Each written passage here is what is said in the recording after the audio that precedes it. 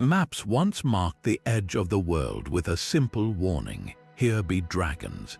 That was not mere decoration, it was a genuine fear.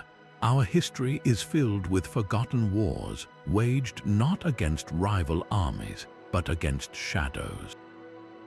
This is a journey to the battlefields of the inexplicable. You will discover 30 ancient civilizations whose greatest conflicts were fought against monsters, plagues, and forces beyond all understanding. We will stand with Sumerian kings defying heaven-sent beasts, and walk with Roman legions terrified of the dark Germanic forests.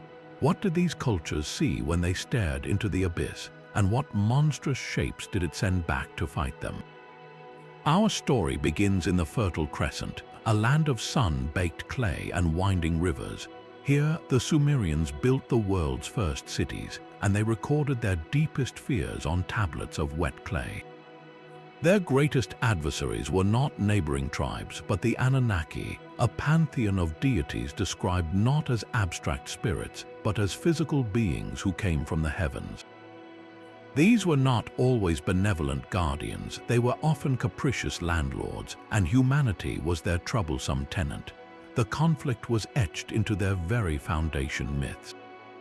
Take the Epic of Gilgamesh, humanity's oldest written story.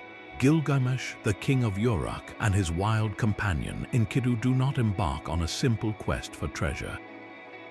Their most famous trial is a direct assault on a divine entity.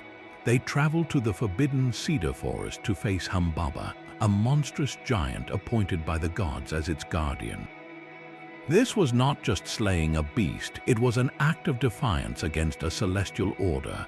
The battle is terrifying. Ancient descriptions brought to life in modern reconstructions show Humbaba as a creature of roaring tempests, his face a maze of coiled intestines, his breath a weapon.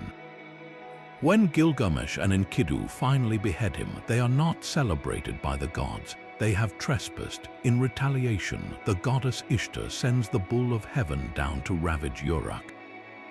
The earth shakes with each stomp, a chasm opens with its snort, and hundreds of citizens perish. Again, the heroes fight back, and again they win. But this victory seals Enkidu's fate.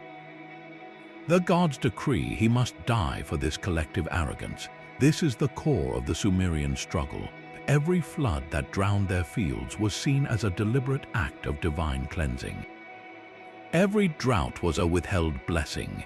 Their entire existence was a precarious negotiation with forces that could erase them on a whim. The monster Humbaba was the wrath of nature itself. The bull of heaven was a divinely sent plague. And Gilgamesh's subsequent, desperate quest for immortality after Enkidu's death frames the ultimate, unwinnable war, the one against mortality itself. These stories, pressed into cuneiform, are more than myth. They are the battle reports of a civilization forever looking to the sky, wondering what they had done to offend the powers that lived there, and steeling themselves for the next incomprehensible punishment. The Sumerians saw their gods as distant landlords, but for the Egyptians, the divine conflict was far more intimate and constant. Their entire universe balanced on the edge of a razor. On one side stood Maat, the principle of order, truth, and cosmic balance. Arrayed against it was Isfet, pure chaos, dissolution, and lies. And the greatest embodiment of that chaos was not a foreign army, but a serpent of unimaginable scale named Apophis. Every single night, the sun god Ra faced annihilation. As his solar bark, a magnificent boat carrying the sun disk, journeyed through the 12 perilous hours of the underworld, Apophis lay in wait. This was not a symbolic tale, it was a precise cosmological event. Tomb paintings and the spells from the Book of the Dead depict the serpent as a coiled mountain of scale and muscle, intent on one thing, swallowing the sun whole and plunging creation into eternal, watery chaos. The Egyptians believed this battle happened literally every sunset, and they did not merely pray for Ra's victory, they actively participated in it. Priests in temples performed a nightly ritual known as the repelling of Apophis. They would make wax models of the serpent, inscribe them with his true name, and then burn, stab, and dissolve them, using sympathetic magic to weaken the monster in the duat, the underworld. The pharaoh himself, as the living incarnation of the god Horus, was the chief defender of Maat on earth. His role was to maintain order so completely that it strengthened Ra's hand in the nightly duel. This war against chaos had other fronts. The god Set, once a complex figure, became increasingly associated with violence, storms, and the barren desert, all manifestations of Isfet. He was the murderer of his brother Osiris, an act that disrupted the natural order until Horus restored it. Even historical calamities were framed through this lens.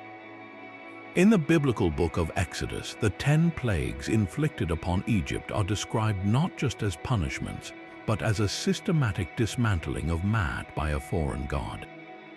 The Nile turning to blood broke the natural order of fertile waters. The plague of darkness was a direct assault on Ra's domain, a preview of what Apophis sought, an unending night. For the Egyptian, to live was to be a soldier in this endless war.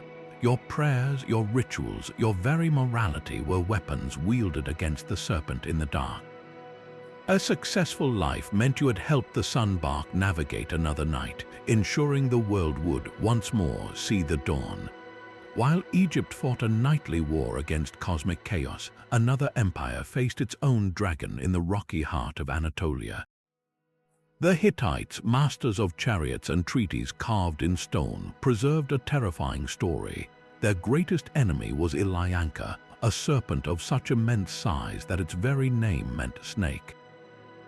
This was no minor nuisance. In the myth, the storm god Tarhunt, the Hittite equivalent of Zeus or Thor, wages a direct war against the beast and suffers a humiliating initial defeat. Ilianka steals Tarhunt's very heart and eyes, leaving the god powerless. This catastrophic loss frames the entire conflict not as a simple showdown, but as a desperate struggle requiring immense sacrifice and cunning. Two versions of the tale survive, each revealing a different strategy for defeating the unimaginable. In the first, Tarhunt's own son marries the serpent's daughter, infiltrating the monster's family to learn its weaknesses before turning on it. In the second, a clever mortal woman, Inara, devises the trap. She throws a great feast, luring Ilianka out with vast quantities of food and drink until the bloated serpent is stuck in a doorway, unable to move or defend itself. Only then can the weakened Tarhunt strike the killing blow. The message is profound. Against a force of pure, overwhelming power, brute strength fails. Victory requires guile, patience, and sometimes the aid of mortals. This myth was not just a fireside tale. It was a direct reflection of life on the harsh Anatolian plateau. For the Hittites, real-world survival meant conquering metaphorical dragons every day. The serpent Ilianka represented the chaos of drought that could wither their crops, the flash floods that could tear through their valleys, and the ever-present threat of rival empires like Egypt and Assyria. Their capital, Hattusha, was a fortress city of towering stone walls and secret tunnels, a testament to a people constantly preparing for a siege, whether by army or by famine.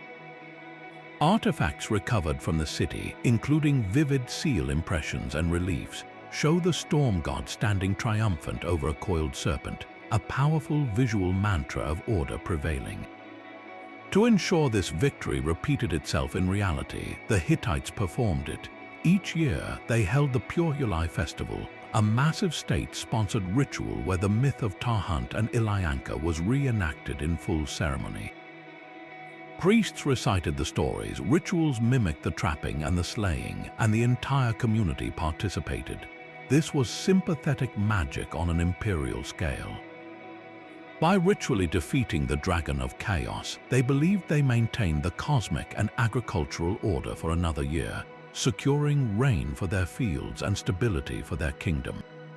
Their battle was fought in temple courtyards and on cliff faces, a perpetual campaign to keep the serpent in the myth and out of their world. The stone lions guarding the gate at Mycenae are not mere decoration, they are a declaration of war. This was the world of the Mycenaean Greeks, a civilization of warrior kings whose palaces were fortresses and whose greatest stories were born from a struggle against a landscape they could not fully control. Long before the polished philosophies of Athens, these Bronze Age ancestors waged a constant campaign against the wilderness, and they gave that wilderness a face, a roar, and a name. Their fragmentary records, preserved on clay tablets in a script called Linear B, speak of gods and offerings, but the full scale of their battles survives in the myths that later Greeks would inherit and refine. These were not yet the elegant tales of Olympus. They were raw, terrifying accounts of heroes confronting the utterly inexplicable. Consider the labyrinth. For the classical Greeks, it was the setting for Theseus and the Minotaur, a bull-headed man confined beneath the palace of King Minos on Crete. But the Mycenaean kernel of this story is likely one of geopolitical dread.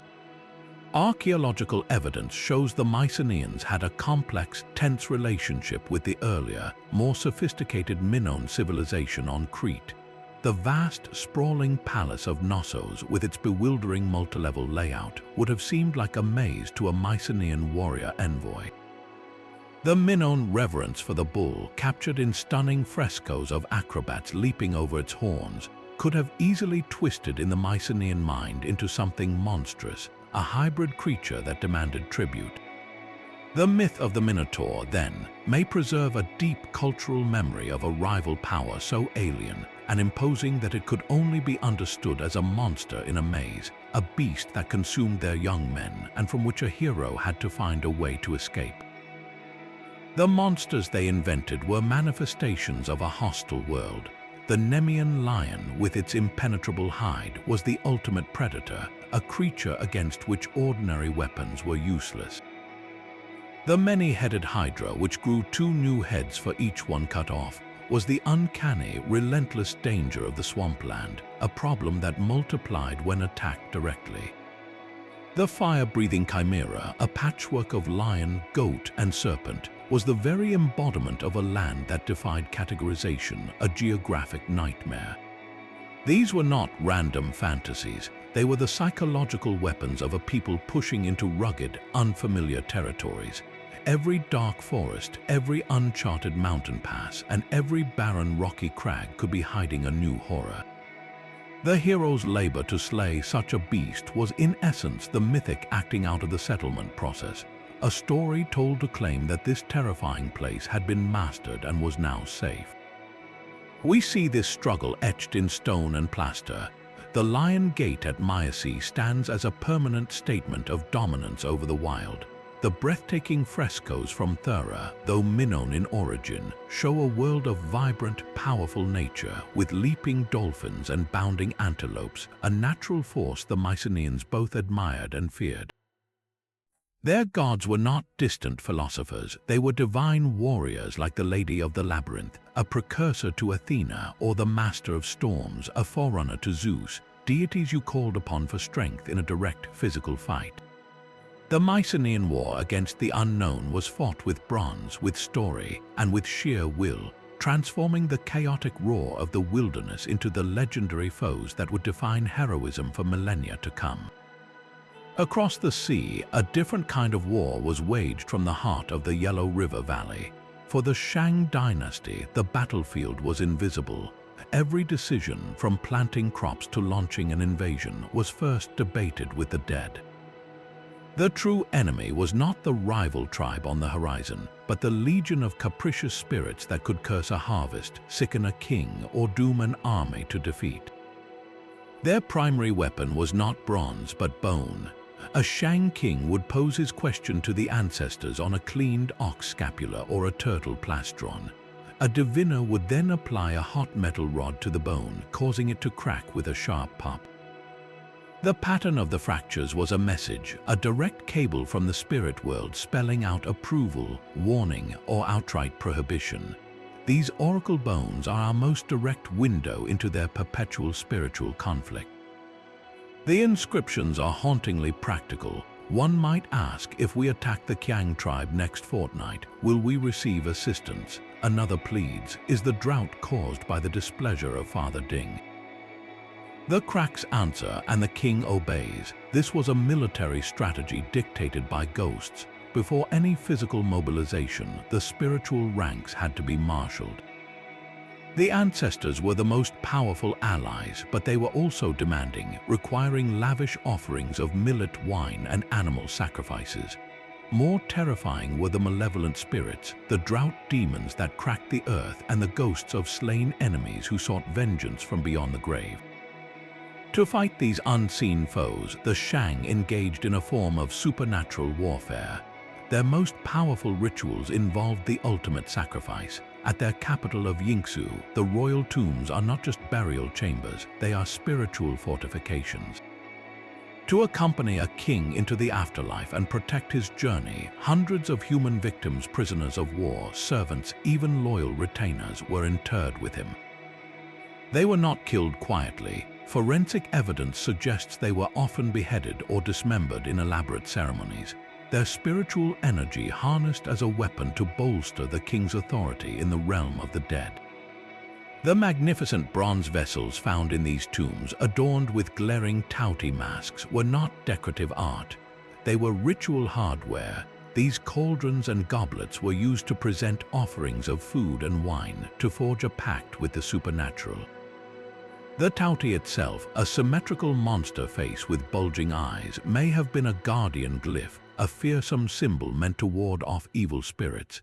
Every campaign was thus a two-front war. A general had to command his chariots and infantry on the earthly plane, while the king and his priests battled in the spiritual realm through correct ritual, precise divination, and staggering sacrifice. A misread crack in an oracle bone could be as disastrous as a collapsed battle line. For the Shang, the unknown was not a distant mystery, it was an active, interfering presence in daily life. Their history is written in pyro-fractured bone and buried in sacrificial pits, a stark record of a civilization that spent centuries fighting to keep the spirit world on its side. Deep in the sweltering jungles of Veracruz, the Olmecs carved their gods from living stone.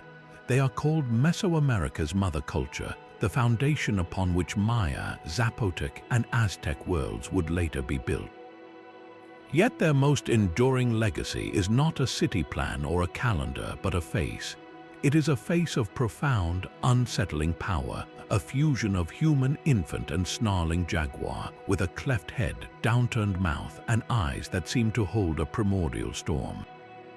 This is the word jaguar, and for the Olmecs it was far more than an artistic motif. It was the central figure in a spiritual war to conquer the most terrifying force they knew, the untamed jungle itself. To understand the battle, you must first understand the battlefield. The Olmec heartland was a world of vibrant, suffocating green, where rivers snaked through dense rainforests teeming with life. The undisputed king of this domain was the jaguar, a creature of silent power, nocturnal mystery, and lethal grace. It was the only big cat in the Americas that could swim and climb with equal prowess, a master of all realms. The Olmec did not simply fear this predator, they sought to become it. The word jaguar figurines, carved from jade and serpentine, depict a being caught in the act of transformation. The human form contorts, the features morph, the spirit crosses a threshold. Many scholars believe this represents the ultimate goal of Olmec shamanic ritual. Through trance, perhaps induced by hallucinogens, a spiritual leader would attempt to shed his humanity and harness the jaguar's power, to see in the dark, to move unseen, to commune with the forces of the earth. This was not a retreat into savagery, it was a calculated annexation of the wild's greatest weapon. The colossal heads, those basalt giants weighing up to 20 tons, may be the ultimate statement of this conquered power. Dragged from distant quarries through unimaginable effort, each head is a portrait of a specific ruler. But look closer. The helmets they wear often resemble jaguar pelts or the thick hide of a big cat. These are not just kings, they are men who have politically and spiritually absorbed the jaguar's mantle. They command the chaos of the jungle because they have, in a sacred sense, become its apex predator. The word jaguar's distinctive cleft head is another clue. Some theories suggest it represents the furrowed earth, a sprouting maize plant, or even the crater of a volcano. This connects the being to fertility, to rain, and to the raw, geologic violence of their landscape. The word jaguar may have been the avatar for the volcano that provided their sacred basalt, or the storm that watered their crops, a capricious force that needed constant appeasement. The battle lines are most stark at sites like La Ventura. Here, an altar depicts a seated figure, likely a ruler, emerging from a niche that is also the gaping maw of a word jaguar. He holds a rope that wraps around to bind captive, submissive figures on the side. The message is monumental. The ruler does not just represent order, he literally emerges from the mouth of the transformative, chaotic power. He controls it, and by extension, he controls those who threaten his realm. The Olmec War against the unknown was a campaign of spiritual assimilation. They stared into the dark, glowing eyes of the jungle and did not look away. Instead, they carved its hybrid image in jade and basalt, striving to ritualistically capture its strength, to blur the line between human and beast until their leaders could stand as living conduits of that terrifying, essential power. Their civilization was an act of will, a clearing in the psychic wilderness, defended by the stone gaze of a half-human god they dared to create. The Olmec sought to become the jungle's power, but for the Vedic Aryans, the enemy was a drought that choked the world. As these nomadic pastoralists migrated into the Indian subcontinent, their hymns in the Rig Veda record a battle that defined reality itself. Their supreme deity, the warrior king Indra, faced a foe not of flesh and blood but of cosmic constriction, a serpent demon named Vritra, whose name means the enveloper. This was no minor monster. Vritra had coiled its immense, limbless body around the primordial waters, the source of all rivers and rains, and swallowed them whole. The earth lay parched, the mountains cracked, and life itself was held in a stranglehold. Indra's weapon was the Vajra, a thunderbolt forged by the divine artisan Tivastar, said to be made from the hardened bones of a sage. The confrontation was cataclysmic. Hymns describe Indra, fortified by vast quantities of the sacred drink Soma, charging the demon. With a world-splitting roar, he unleashed the Vajra, striking Vritra's coiled form and shattering the prison of its body. The pent-up waters burst forth in a torrent, rushing to fill the riverbeds and water the waiting land. This was more than a thrilling myth. It was a precise allegory for the most critical event in their annual survival: the breaking of the dry winter heat and the arrival of the life-giving monsoon rains. Vritra was the personification of the drought, the stifling heat that held the clouds at bay. Indra's victory was the first thunderclap of the storm, the crack in the sky that released the nourishing floods. This cosmic victory became the cornerstone of Vedic identity. The Rig Veda is filled with triumphant hymns praising Indra the Vritrahan, the slayer of Vritra. By celebrating this act, the Aryans were not just recounting a divine deed, they were participating in it. Their elaborate fire sacrifices, the yajna, were rituals designed to strengthen the cosmic order Indra had established, to ensure he remained powerful enough to defeat chaos each and every year. Their expansion across the plains was framed through this lens. As they moved eastward, following the course of the mighty Sarasvati River, now lost to time, they saw themselves as agents of Indra's order. Clearing land for settlement, establishing new kingdoms, and pushing back the wilderness were earthly echoes of that first great battle.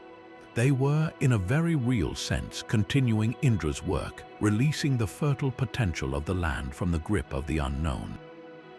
Every river they named, every field they plowed, was a testament to a victory won in the heavens, a perpetual campaign to keep the serpent of drought at bay and the waters of life flowing freely. If the Vedic Aryans fought a drought demon, the Assyrians built their empire as a fortress against an entire unseen army. The stone halls of Nimrud and Nineveh were not just royal residences, they were magical bunkers. Every doorway, every corridor was a potential breach point for a world of invisible malevolence. The Assyrians believed that illness, bad luck, and personal misfortune were not random events. They were the direct assaults of demonic hordes, entities with names like Elu the storm demon or the fearsome Lamashtu who preyed on mothers and infants. To counter this perpetual siege, they carved their defenders directly into the architecture. Step into a Neo-Assyrian palace and you are immediately flanked by colossal guardians. The Lamashu is the most famous, a hybrid of immense power with the body of a bull, the wings of an eagle, and the bearded head of a wise king. But look at their positioning. They are always placed at gateways and throne room entrances, the most vulnerable spiritual thresholds. From the front, they appear to stand at attention. Walk past them, however, and you see they are depicted with 5 legs, creating the illusion they are striding forward, eternally moving to intercept any threat. They are not statues, they are sentries in stone, binding spells given physical form.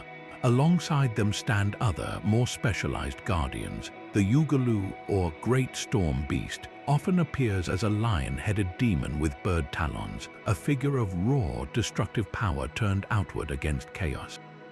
Then there are the Apkallu, the sage figures. They are usually shown as bearded men, sometimes with wings, holding a bucket and a pine cone. These are not warriors, they are purifiers.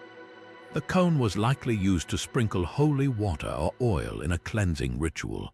Their role was to maintain spiritual hygiene, to sanitize the space from demonic contamination. The entire palace was a machine for warding off the unknown. Even the intricate reliefs that lined the walls depicting the king's lion hunts and military victories served a dual purpose. Yes, they celebrated imperial power, but in a worldview where image and reality were magically linked, they also acted as perpetual reenactments of order triumphing over chaos. The lion, symbol of untamed nature, is always shown being vanquished by the sovereign. This was sympathetic magic on a grand scale, ensuring that in the invisible war, the king's forces remained victorious. This spiritual conflict mirrored their earthly one. The Assyrian Empire was maintained through relentless, brutal military campaigns, a constant expansion of the borders of order against the chaos of the outside world. In the same way, their rituals and carvings were a campaign to expand the borders of spiritual safety within their homes. A common citizen might wear amulets against the demon Pazuzu, whose very image was used to frighten away other evil spirits. The king, however, mobilized an entire army of stone and myth to protect the heart of the state.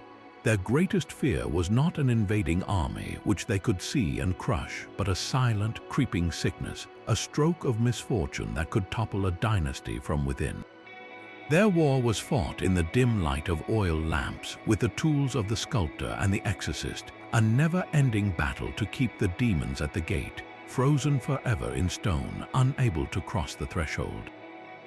Stone sentinels guarded Assyrian palaces, but for the people of the Kingdom of Judah, the most dangerous enemy slipped through the cracks of their own homes. Their spiritual war was fought in the nursery and the bedroom against a terror that flew on the night wind. Her name was Lilith, and her legend was a weaponized fear. Adapted from older Mesopotamian demons like the winged Lamashtu, Lilith in Judahite belief was the ultimate rebel. Folklore held she was Adam's first wife, created equal, who refused to submit and fled Eden to become a demon of the wilderness. She transformed into a beautiful, winged seductress who stalked the darkness, targeting the most vulnerable, strangling infants in their cribs and endangering women in childbirth.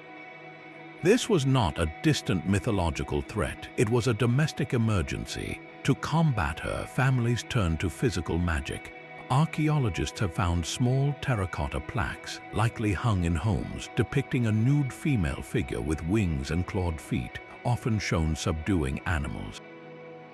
This is the Lilith plaque, a protective amulet meant to bind the demoness's power by displaying her image under control. Later, in the early Common Era, incantation bowls became common. These ceramic bowls were inscribed in spiral scripts with Aramaic spells that trapped demons, often with a drawing of Lilith bound at the center. and then buried at the thresholds of houses to act as spiritual landmines. But Lilith represented only one front in a much larger cosmic war. The true national struggle of Judah was against the chaotic allure of the old Canaanite gods. Deities like Baal, the storm god who brought life-giving rain, and Asherah, a mother goddess, were deeply rooted in the land. To the prophets of Yahweh, these were not merely false idols, they were active, corrupting forces of disorder that led to moral decay and national weakness. The unknown they fought was the seductive power of assimilation, the pull of older, seemingly more immediate spiritual powers that promised fertility and success. The battle was waged through radical monotheism and an obsessive focus on ritual purity. The prophet Elijah's dramatic confrontation with the priests of Baal on Mount Carmel, as recounted in the Book of Kings, was the ultimate propaganda victory in this war. It framed the conflict as a direct public test where Yahweh's fire consumed a water-drenched altar, proving his supremacy over the chaotic forces of nature that Baal purportedly controlled. This struggle echoes in a cryptic and chilling reference in the book of Isaiah. Describing the desolation God will bring upon Edom, the text says the land will become a haunt for wild creatures, including the Lilith. Here, the night hag is not just a household pest, she becomes the symbol of ultimate divine judgment, a spirit of the abandoned wilderness that reclaims a nation that has turned from order. For the kingdom of Judah, security was a fragile state maintained by constant vigilance, both moral and magical. Every recited prayer fortified the border against chaos. Every amulet on a child's crib was a sentry against the night, and every rejected Canaanite altar was a victory in an invisible civil war for the soul of the nation. Beyond the safety of the shoreline, a different kind of wilderness stretched to the horizon, a realm of salt and storm where the rules of the land dissolved. This was the battlefield of the Phoenicians, master shipbuilders whose cedar-planked vessels became the first true network of the ancient world. Their war was not waged for territory, but for safe passage across a liquid abyss they believed was ruled by monsters. In their myths, the great adversary was Yam, the deified sea itself, a primal force of chaos. His general was a serpentine terror known as Tannin, a name that echoes in the later Hebrew Leviathan, a coiled dragon of the deep who embodied every unknown horror beneath the waves. The Phoenicians did not merely fear this creature, they structured their cosmos around its defeat. Their chief god, Baal-Hadad, was a storm deity, and his most celebrated victory was a mythic duel where he faced down Yam and shattered the serpent Lotan, another name for Tannin, with his divine weapons. This was not just a story, it was a theological blueprint for their entire civilization's purpose. Every time a Phoenician captain pointed his ship toward the open Mediterranean, he was reenacting Baal's battle. He was venturing into the domain of a vanquished but still potent enemy, relying on the gods' continued favor to keep the chaotic sea at bay. Their greatest act of defiance was sailing beyond the Pillars of Hercules, the modern Strait of Gibraltar. To the Mediterranean mind, this was the edge of the known world. The roaring Atlantic beyond was the realm of pure myth where the sea boiled and monsters waited. By passing through those cliffs, the Phoenicians were doing something equivalent to sailing off a medieval map.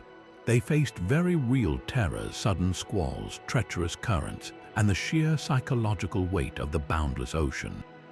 But they also carried the imagined terror of Tannin, a shadow in every deep trough, a shape in every fog bank. Their success was a testament to a dual courage. It required the practical skill of celestial navigation and the spiritual fortitude to believe their god had truly chained the monster. They transformed the unknown sea from a divine enemy's realm into a highway. Their trade routes, stretching from Tyre and Sidon to Carthage, Sicily, and even the shores of Britain, were not just lines on a map. They were the visible proof of order imposed upon chaos, a network of victory lanes won from Yam. The cargo holds of their ships carried more than purple dye and silver. They carried the enduring idea that humanity could, with skill and divine support, map the unmappable and sail into the heart of the primordial fear itself. South of Egypt, the kingdom of Kush rose from the sands of Nubia, a civilization of such power it would one day conquer its northern neighbor and rule as Egypt's 25th dynasty. Yet their greatest, most persistent war was not fought against pharaohs, but against a burning emptiness. The Egyptians passed down a legend about the lands beyond their southern border, a tale of a fire-spitting serpent that guarded the desert approaches. For the Kushites, this was not just a story, it was a daily reality given mythic form. Their entire world was a narrow ribbon of life along the Nile, pressed on both sides by the Sahara, an ocean of sand where the sun was a weapon and the horizon shimmered with lethal mirages. That fire-spitting serpent was the desert itself, a coiled adversary that could swallow armies whole with thirst and scorching winds. The Kushites adopted many Egyptian gods, but they molded them to face their own unique demons. They revered Wadjet, the cobra goddess of Lower Egypt, a protective force who spat fire at the enemies of the king. But in the Kushite imagination, her fiery breath may have merged with the legend of the desert serpent. Their rulers, depicted with a double uraeus on their crowns, two rearing cobras instead of Egypt's one, claimed a double divine protection against a doubled threat, the political machinations of Egypt to the north and the devouring wilderness to the west. Every trading expedition into the arid lands, every mining mission for gold in the desert wadis, was a tactical maneuver against this ancient, fiery foe. Their ultimate statement of victory over this harsh realm stands at Meroe. Here, the Kushite kings built their own pyramids, steeper and more pointed than the Egyptian style, rising like defiant spikes against the vast tan sky. These were not just tombs, they were power stations. The rulers buried within were understood to transcend death, becoming deified ancestors who continued to wield influence in the spiritual war for the land's fertility. The pyramids served as permanent, monumental conduits between the world of the living and the realm of the gods, ensuring the serpent of drought was kept at bay and the Nile's lifeblood continued to flow. The contrast is breathtaking even today. On one side, the ruins of a sophisticated city with temples and palaces speak of a lush, river-fed civilization. Just beyond, the dunes begin, an endless, rolling sea of barren gold. The kingdom of Kush prospered not in spite of this adversary, but by mastering the dialogue between the fertile ribbon and the deadly expanse. They fought the fire-spitting serpent by building their monuments in its very shadow, a lasting declaration that they had carved a kingdom from the jaws of the unknown. Gold flowed from the mountains like a frozen river, but to reach it meant crossing a land guarded by nightmares. For the Scythians, masters of the endless Eurasian steppe, their most legendary conflict was not with any human empire, but with the mythic custodians of that treasure, the Griffins. Greek historians like Herodotus, listening wide-eyed to traders' tales, recorded a distant northern people called the Arimaspians locked in perpetual war with these creatures. The griffin was a perfect fusion of terrestrial and aerial terror, with the body of a lion and the head and wings of a mighty eagle. They were said to nest in the remote, snow-capped peaks of the Altai Mountains, viciously protecting hoards of gold from any who dared approach. Many scholars believe the Arimaspians were not a separate people at all, but a distorted Greek reflection of the Scythians themselves. The story, then, becomes the Scythians' own experience, filtered through the awe of outsiders. Their war against the griffin was a profound metaphor for the true cost of their wealth. The Scythians were the unparalleled horsemen of the steppe, living in felt-covered wagons and surviving through a symbiotic relationship with their herds. Their power came from mobility, not from mines. Yet the exquisite gold that adorned their chieftains, found in staggering quantities in burial mounds called kurgans, had to come from somewhere. That somewhere was the treacherous, uncharted interior of Asia, a place as mysterious to them as the far side of the moon. the Altai Mountains, a remote spine of rock between modern-day Russia and Mongolia, were one likely source. Reaching these deposits meant leaving the familiar, rolling grasslands for a realm of jagged cliffs, narrow passes, and unpredictable tribes who were as much a part of the landscape as the rocks and rivers. These indigenous mountain peoples, who knew every cave and camouflage trail, would have fiercely defended their resources. To a Scythian raiding party, such defenders, striking from concealed positions in the high crags, might indeed seem like hybrid monsters possessing the terrestrial ferocity of a lion and the terrifying, swooping vantage of an eagle. The griffin was the genius loci of that hostile territory, a symbolic guardian conjured by the human mind to explain both the extreme danger and the immense reward of venturing into the absolute unknown. The Scythians did not just fight this mythic guardian, they absorbed its power into their art. Their stunning goldwork, from intricate belt plaques to elaborate pectorals, is a menagerie of stylized animal combat. Stags are locked in eternal struggle with predators, eagles tear at the flesh of horses, and feline creatures coil with explosive energy. These are not peaceful scenes, they are snapshots of a world defined by conflict and transformation. The famous golden stag from the Kostromskaya Kurgan is more than a decoration. It is an emblem of speed, antlers arched back like a crown of lightning, forever fleeing or forever charging in a world without walls. The most vivid window into their reality comes from the frozen tombs of the Pazyryk culture in the High Altai. Permafrost preserved what time would have destroyed, revealing a people who literally wore their battles.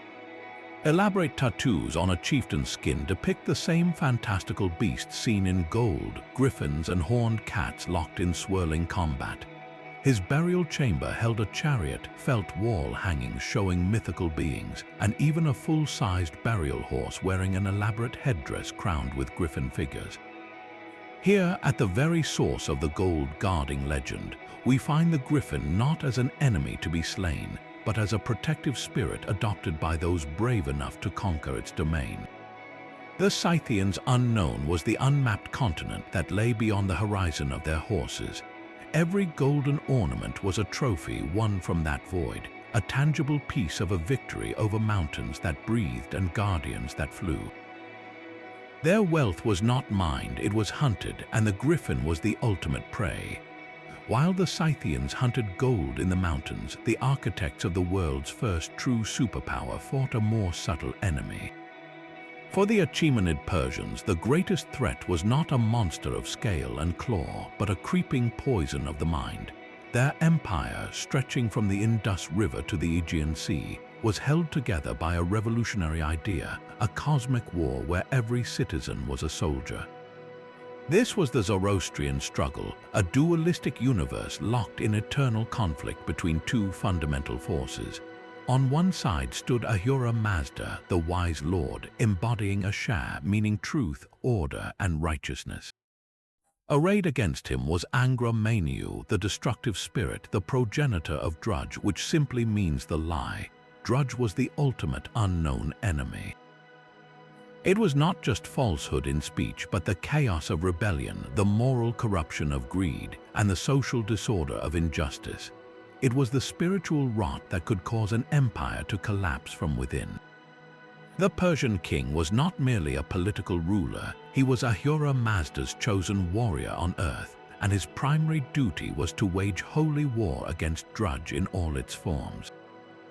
When Darius the Great seized the throne after a period of turmoil and pretenders, he immortalized his victory not just as a political act, but as a divine mandate against the lie. High on a cliff face at Behistun, along the Great Royal Road, he carved his testimony in 3 languages. The inscription is a relentless prosecution of his enemies, whom he repeatedly labels as Drojana, liars. One usurper, he claims, lied to the people, saying he was of the royal bloodline. Another rebelled and made his country rebellious. Darius declares, by the favor of Ahura Mazda, I smote that army and seized that liar. The monument is less a boast of conquest and more a legal document in a cosmic court, proving his role as the restorer of Ashar. This ideological warfare shaped the entire empire. At the ceremonial capital of Persepolis, the grand stairway reliefs tell a silent, powerful story. There are no scenes of battle, no prisoners being executed. Instead, we see an endless, orderly procession. Delegations from every corner of the empire, Medes and Egyptians, Babylonians and Indians, each in their distinctive dress, calmly bringing gifts. They are led by Persian ushers, holding hands in a gesture of unity and guidance. This is the visual manifesto of the war against Drudge. The chaos of countless cultures, languages, and gods is being transformed into a harmonious whole under the Persian king, who stands at the center receiving them. The lie of discord is replaced by the truth of a unified, peaceful order. The enemy here is the unknown chaos of difference, and the Persian answer is not annihilation, but integration under a sacred principle. The king's daily life was a ritual in this war. Lying was considered a grievous sin, even in diplomacy. Greek historians noted with astonishment that Persians taught their boys three things: to ride a horse, to shoot a bow, and to tell the truth. A noble was expected to be incapable of telling a lie. This was practical morality as imperial policy. In an empire so vast where communication could take months, trust in the word of satraps and officials was the glue that held everything together. A single lie could unravel a province. Thus, every truthful transaction, every just legal ruling, was a tactical victory in the cosmic campaign. The unknown they battled was the internal enemy, the shadow of deceit that could live in any human heart, even their own. Their sprawling empire was not just a collection of territories, it was the physical manifestation of a territory of truth, constantly being defended from the insidious, invisible advance of the lie. The Persian king fought a war of truth, but the classical Greeks waged a battle for the very architecture of reality. Their foundational stories were not about maintaining order, but about violently installing it for the first time. Before the familiar gods of Olympus with their human passions and flaws, there existed something far more terrifying: the primordial chaos of the Titans. This was the Titanomachy, a war of cosmic succession that defined the Greek understanding of the world.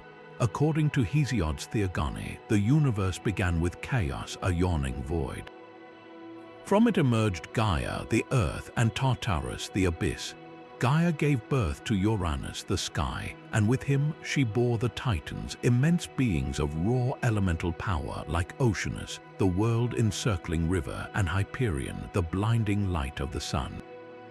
This first family was a regime of pure, untamed force. The ruler, Cronus, castrated his own father Uranus to seize power, and then, fearing a prophecy, devoured his own children. This was the world before civilization, a cycle of brutal, cannibalistic tyranny. The war to overthrow them was led by Zeus, the youngest son whom his mother saved from being eaten. He freed his siblings from Cronus's belly and rallied a new generation of gods, the Olympians. The conflict was cataclysmic, shaking the very pillars of the cosmos. The Olympians represented a new principle, not raw nature, but intellect, law, and measured power. Zeus wielded the lightning bolt, a weapon of precision and terrifying judgment, not the blunt, encompassing force of a titan. Their victory was not the end of the struggle, however. It was merely the first campaign. The defeated Titans were cast into Tartarus, but the chaotic earth, Gaia, angered by her children's imprisonment, gave birth to a new army, the Giants. These were monstrous beings, often depicted with serpentine legs, born directly from the blood of Uranus. Their uprising was the Gigantomachy, the War of the Giants, and it represented a second, more desperate assault of the old, chthonic world against the new Olympian order. This battle had to be won not just by gods, but with the help of a mortal hero, Heracles. His involvement was crucial, a divine decree that only a human could deliver the final blow to these creatures. The message was profound. Civilization could not be secured by gods alone. It required the strength and courage of humanity. These epic clashes were the ultimate allegory for the Greek city-state's own precarious existence. The polis, with its laws, its forums, and its structured society, was their hard-won cosmos, a pocket of light and reason. Everything outside its walls, the trackless mountains, the wild seas, and the foreign peoples they considered barbaroi, was the persistent chaos of the titans and giants, always threatening to surge back in. This war continued on a human scale through the labors of heroes. Perseus did not simply kill a monster, he beheaded Medusa, a gorgon whose very gaze turned men to stone, a perfect symbol of petrifying, mindless terror. He used a mirrored shield, a tool of reflection and cunning, to avoid her direct gaze, defeating primal horror with intellect. Theseus did not just navigate a labyrinth, he entered the heart of a monstrous, unnatural birth, the Minotaur, and ended a cycle of human sacrifice imposed by a tyrannical king. These heroes were the mortal agents of the Olympian victory, extending the rule of cosmos into the darkest corners of the mythic map. We can see the sheer visceral energy of this eternal war frozen in stone and painted on clay. The Pergamon altar, a monumental structure from the 2nd century before the Common Era, features a breathtaking frieze of the Gigantomachy. It is a whirlwind of muscular conflict, gods and giants locked in struggle, with Gaia herself rising from the earth in despair. Every sinew strains, every face contorts. It is the chaos of the battlefield made permanent, a reminder of the price of order. Earlier, on Athenian vases, painters depicted Zeus hurling his lightning at a serpent-legged giant, or Athena, born fully armed from Zeus's head, dragging a giant by the hair. These were not just decorations, they were visual affirmations of a worldview. For the classical Greek to participate in the life of the city, to debate in the agora, to honor the gods with festival and games, was to take up arms in this ongoing war. Every play performed in the theater of Dionysus, every Olympic victory, every column raised on the Acropolis, was another blow struck against the resurgent tide of the primordial unknown. The cosmic wars of Greece were fought with lightning bolts and heroes, but in the sprawling, river-cut plains of ancient India, the battle was for the soul of the landscape itself. The Mauryan Empire, forged by the iron will of Chandragupta and expanded by his grandson Ashoka, unified a subcontinent of immense diversity. Yet before the royal edicts and the wheel of Dharma, the land was believed to be alive with invisible tenants. The true rulers of the forests, rivers, and crossroads were not kings, but capricious spirits known as yakshas and nagas. To claim sovereignty, an emperor first had to conquer these unseen lords. Yakshas were earth spirits, guardians of treasures hidden in tree roots and mountain caves. They could be generous bestowers of wealth or vengeful bringers of disease. Nagas were serpent deities, dwelling in watery depths and controlling the life-giving rains, capable of both blessing a harvest and flooding a kingdom in wrath. Early Indian kingship was in essence a full-time negotiation with this spirit parliament. A king proved his legitimacy not just by defeating human armies, but by demonstrating his superior power over these natural forces, by literally taming the wilderness they embodied. This spiritual conflict is etched into the earliest Mauryan art. Before the serene Buddhist symbols, we find robust, powerful statues of yakshas. These are not delicate fairies, they are stout, earthy figures, often with a potbelly signifying abundance, standing with a commanding frontal gaze. They represent the raw, untamed fertility of the land that the Mauryan state sought to harness and pacify. Similarly, Naga iconography is everywhere, from stone railings to terracotta plaques, depicting the serpent beings as objects of reverence and fear. The king who could claim the allegiance of the Naga, the master of waters, held the key to agricultural prosperity and, by extension, political stability. This sets the stage for one of history's most dramatic transformations. After the horrific carnage of his conquest of Kalinga, Emperor Ashoka underwent a profound conversion to Buddhism. His warfare did not end, it simply changed fronts. he ceased his literal campaigns and declared a new, philosophical war against the ultimate unknown, the suffering and social disorder inherent in the human condition. His weapons became the principles of Dharma, a concept encompassing righteousness, duty, non-violence, and compassion. He broadcast this new campaign across his empire through inscriptions carved into rocks and towering, polished sandstone pillars. The Ashokan pillars are monuments to this spiritual victory, topped by magnificent capitals featuring 4 back-to-back lions symbolizing the royal proclamation of Dharma to the 4 quarters. And standing on an inverted lotus, they often include a carved wheel, the Dharma chakra. These were not just royal pronouncements, they were permanent physical anchors of a new cosmic order. The pillars were placed along trade routes and at pilgrimage sites, effectively marking the territory of this new moral empire. The edicts themselves are astonishingly modern in their concerns. They speak of respect for all religious sects, kindness to animals, humane treatment of servants, and the appointment of special officers to ensure the welfare of the people. Ashoka was systematically attacking the chaos of cruelty, intolerance, and injustice. In a profound symbolic shift, he redirected the ancient royal duty of subduing wild spirits toward taming the wildness within the human heart. The Yakshas and Nagas were not erased. They were often incorporated into Buddhist and Hindu art as protective deities, their chaotic power channeled into the defense of the new order. Ashoka's war was perhaps the most ambitious of all, a campaign to conquer the unknown territory of human nature itself, using pillars of stone and the power of an idea. The pillars of Ashoka preached non-violence, but 1,000 miles west, another great maritime power believed survival demanded the opposite. Carthage, Rome's ultimate rival, was a city of merchants and admirals, yet its most haunting legacy is not found in its harbors, but in a sacred precinct of ash and silence.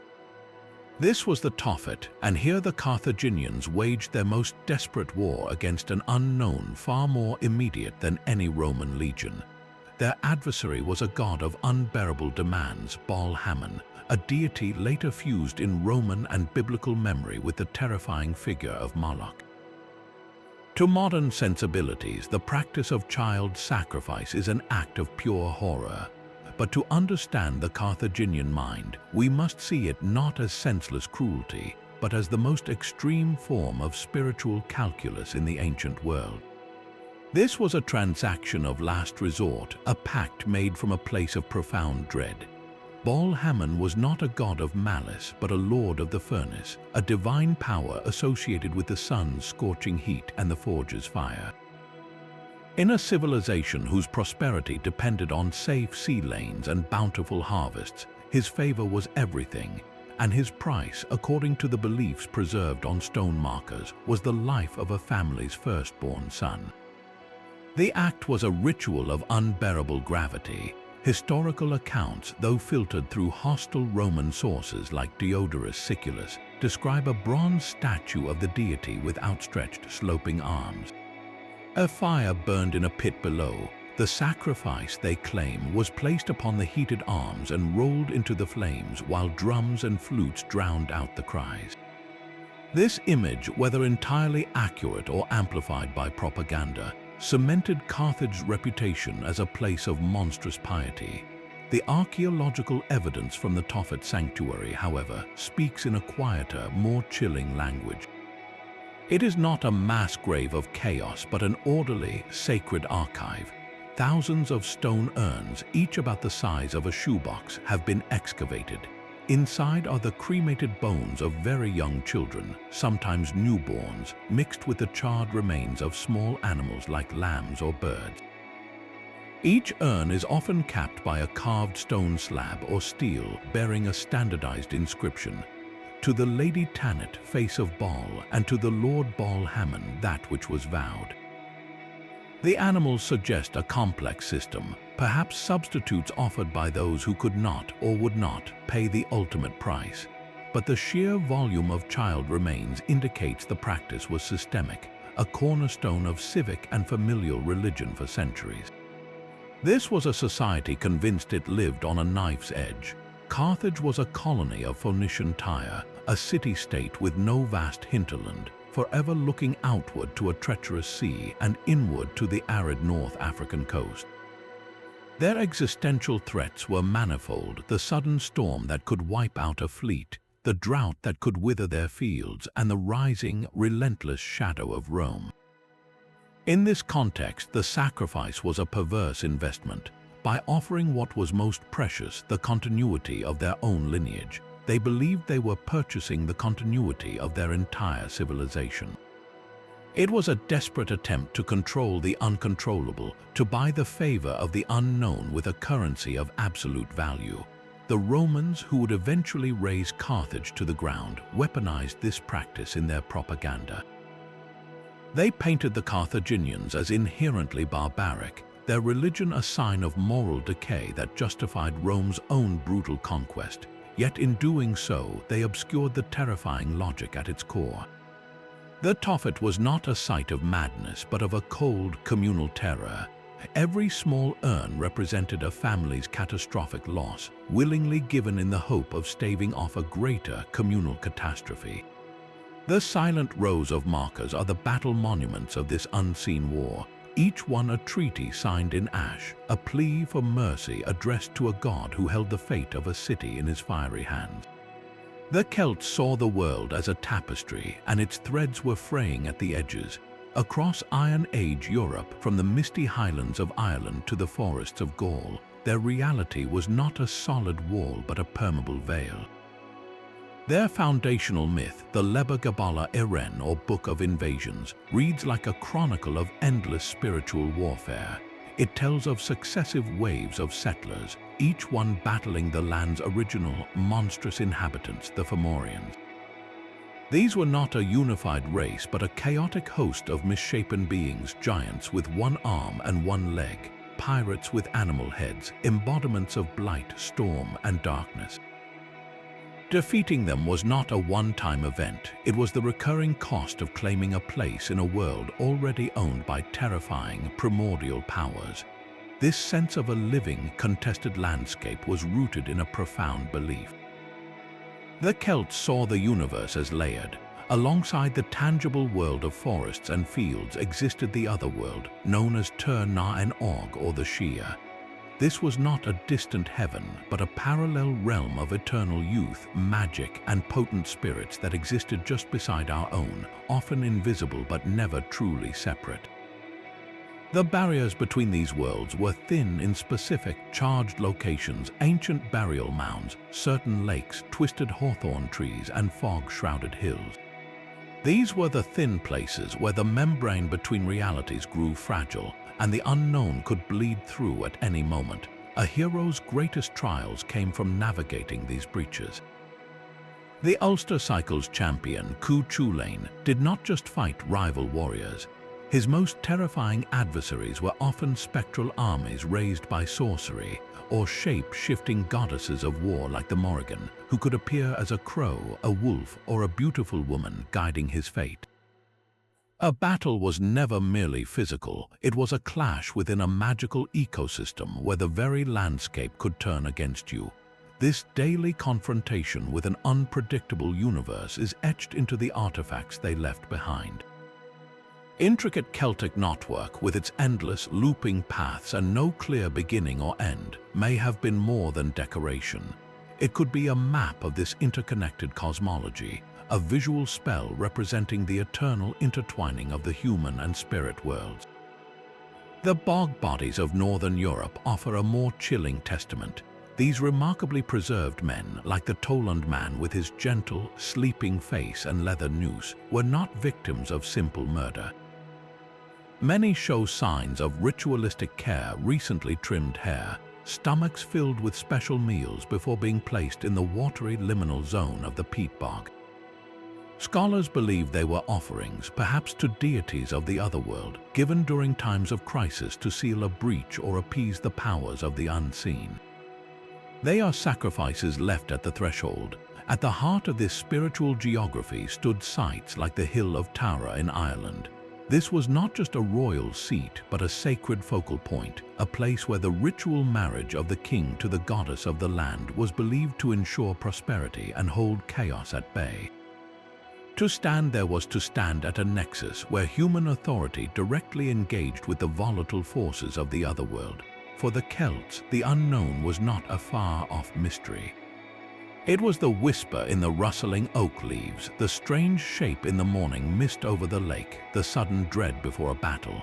Their entire culture was a lived negotiation with a magical, sentient universe, a constant, watchful peace forged with the things that lived just beyond the light of the fire. While the Celts negotiated with a living landscape, one man in China declared war on the very concept of an ending. Qin Shi Huang, the first emperor of a unified China, did not fear rival kings or barbarian hordes. His enemy was time, and his battlefield was eternity. After conquering the 7 warring states through ruthless military campaigns, he faced an adversary no army could defeat, the unknown frontier of death itself. His response was not passive acceptance, but the most ambitious military campaign ever waged in clay and bronze. The Terracotta Army, discovered by farmers in 1974, is not merely a collection of statues. It is the front line of a spiritual war. Over 8,000 soldiers, each with unique facial features, stand in precise military formation in vast underground pits facing east, the direction of the conquered states. They are armed with real bronze weapons, chariots are ready for deployment, and officers command their units. This was not a memorial, it was an active duty roster for the afterlife. Qin Shi Huang was not building a tomb, he was building a forward operating base. He intended to cross into the unknown realm of death and continue his rule, and he needed a loyal, imperishable army to secure his conquests there just as they had on Earth. The sheer scale is a testament to the magnitude of the fear he was fighting, but the army was only one core in this campaign. His entire tomb complex, still mostly unexcavated beneath a man-made mountain, is believed to be a microcosmic replica of his empire. Ancient texts describe rivers of flowing mercury simulating the great waterways of China, ceilings inlaid with pearls for stars, and palaces filled with untold treasures.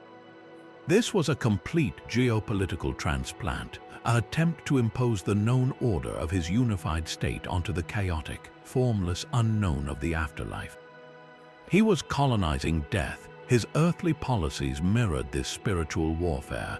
The famous standardization of the Qin dynasty, creating uniform scripts, weights, measures, and even axle widths for carts, was often seen as mere bureaucratic efficiency.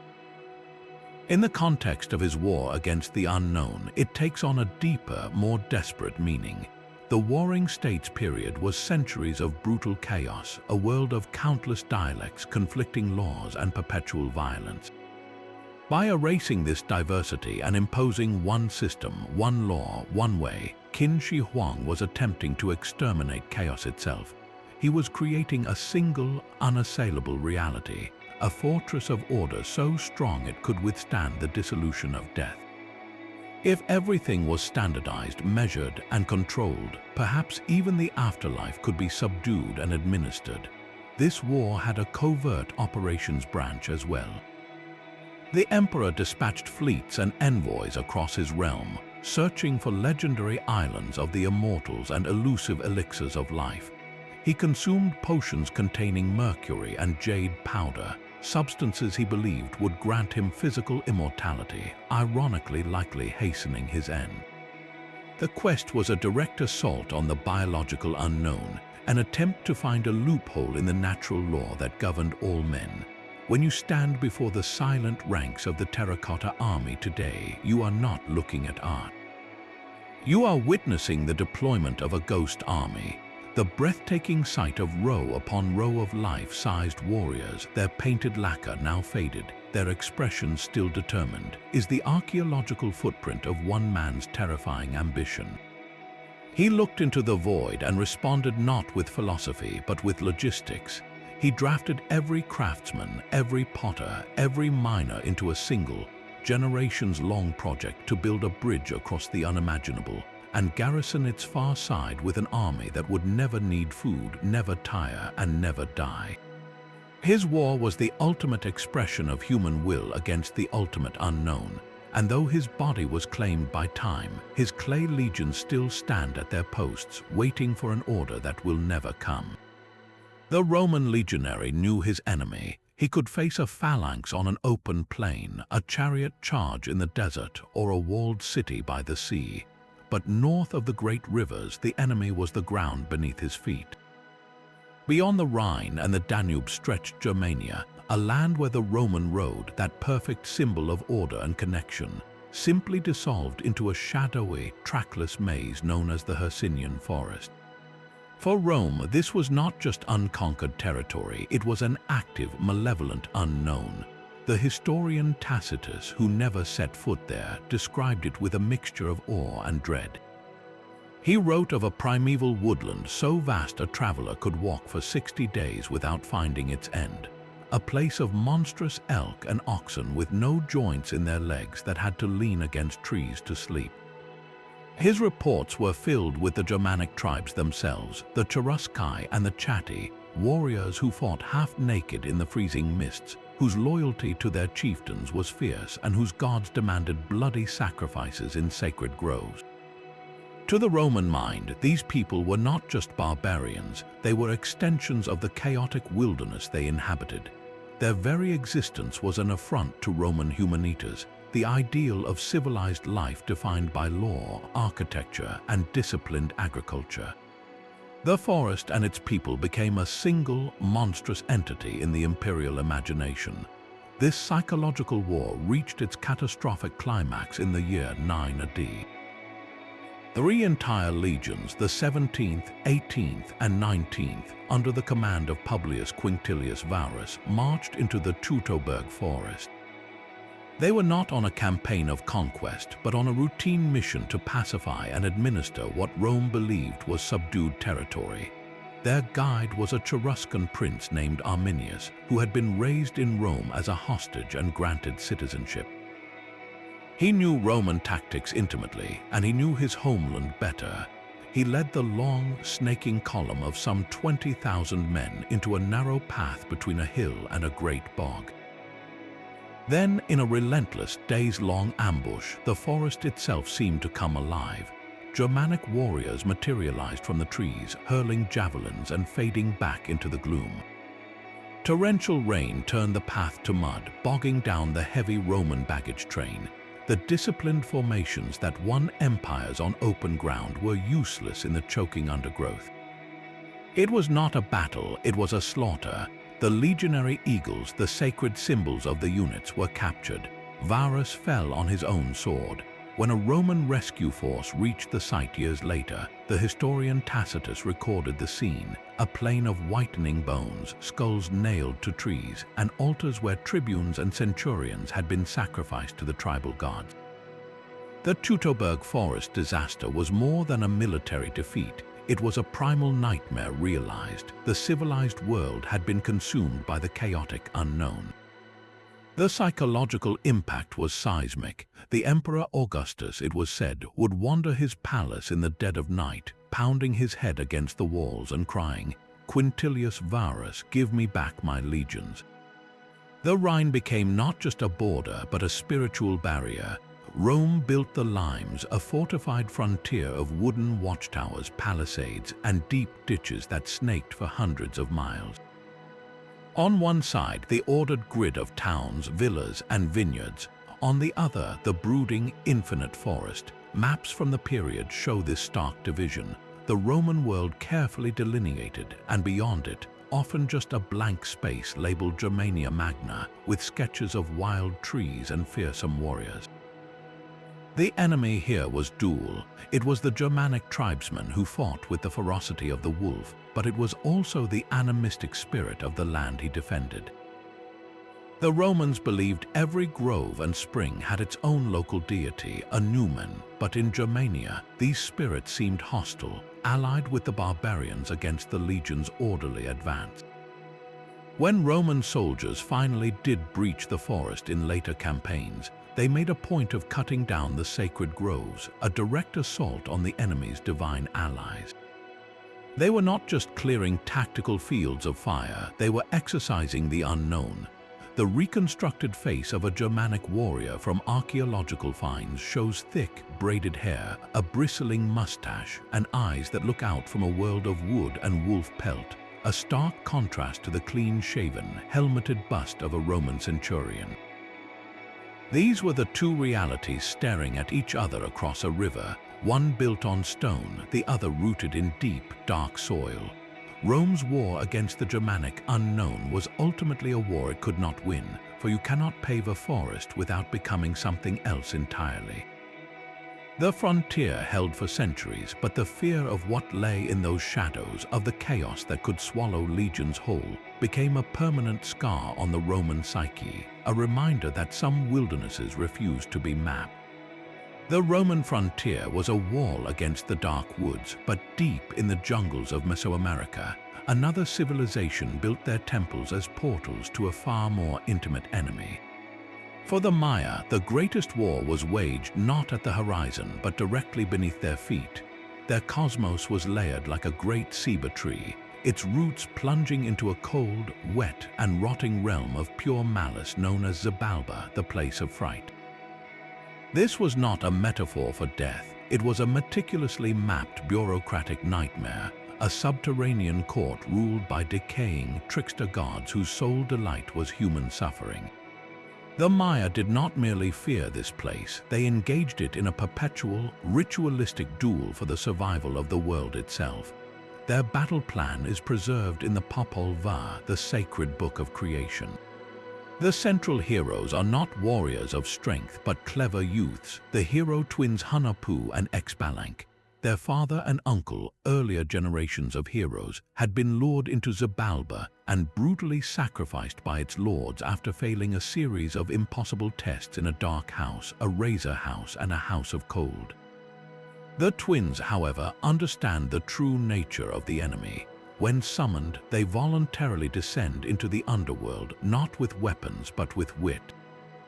They outplay the Xibalbans at their own games, surviving each deadly house by using trickery, like painting fake faces on gourds to cheat the Bat House. The climax is the ball game. In Xibalba, the ball court is a place of execution, but the twins agree to play, knowing the stakes are their lives. Through supernatural skill and deception, they allow themselves to be sacrificed on the court, only to magically resurrect and return in disguise as miraculous dancers. In their final act, they perform for the lords of Xibalba, then offer to sacrifice and resurrect a volunteer. When the eager Lord One Death steps forward, they sacrifice him but simply leave him dead, revealing their true identities and breaking the power of the underworld forever. This myth was the foundational scripture of Maya existence. The ball game, played in massive stone courts flanked by sloping walls, was not a sport. It was a reenactment of this cosmic struggle.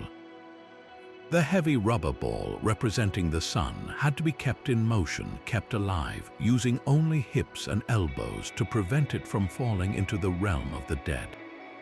The outcome was often a matter of life and death, with some carvings suggesting that captains, or even the losing team, could be sacrificed, their heads perhaps used as the ball in a grisly echo of the hero twins' victory. This ritual warfare extended to the king himself. On monument stairways and carved stelae, rulers are shown performing the bloodletting ceremony.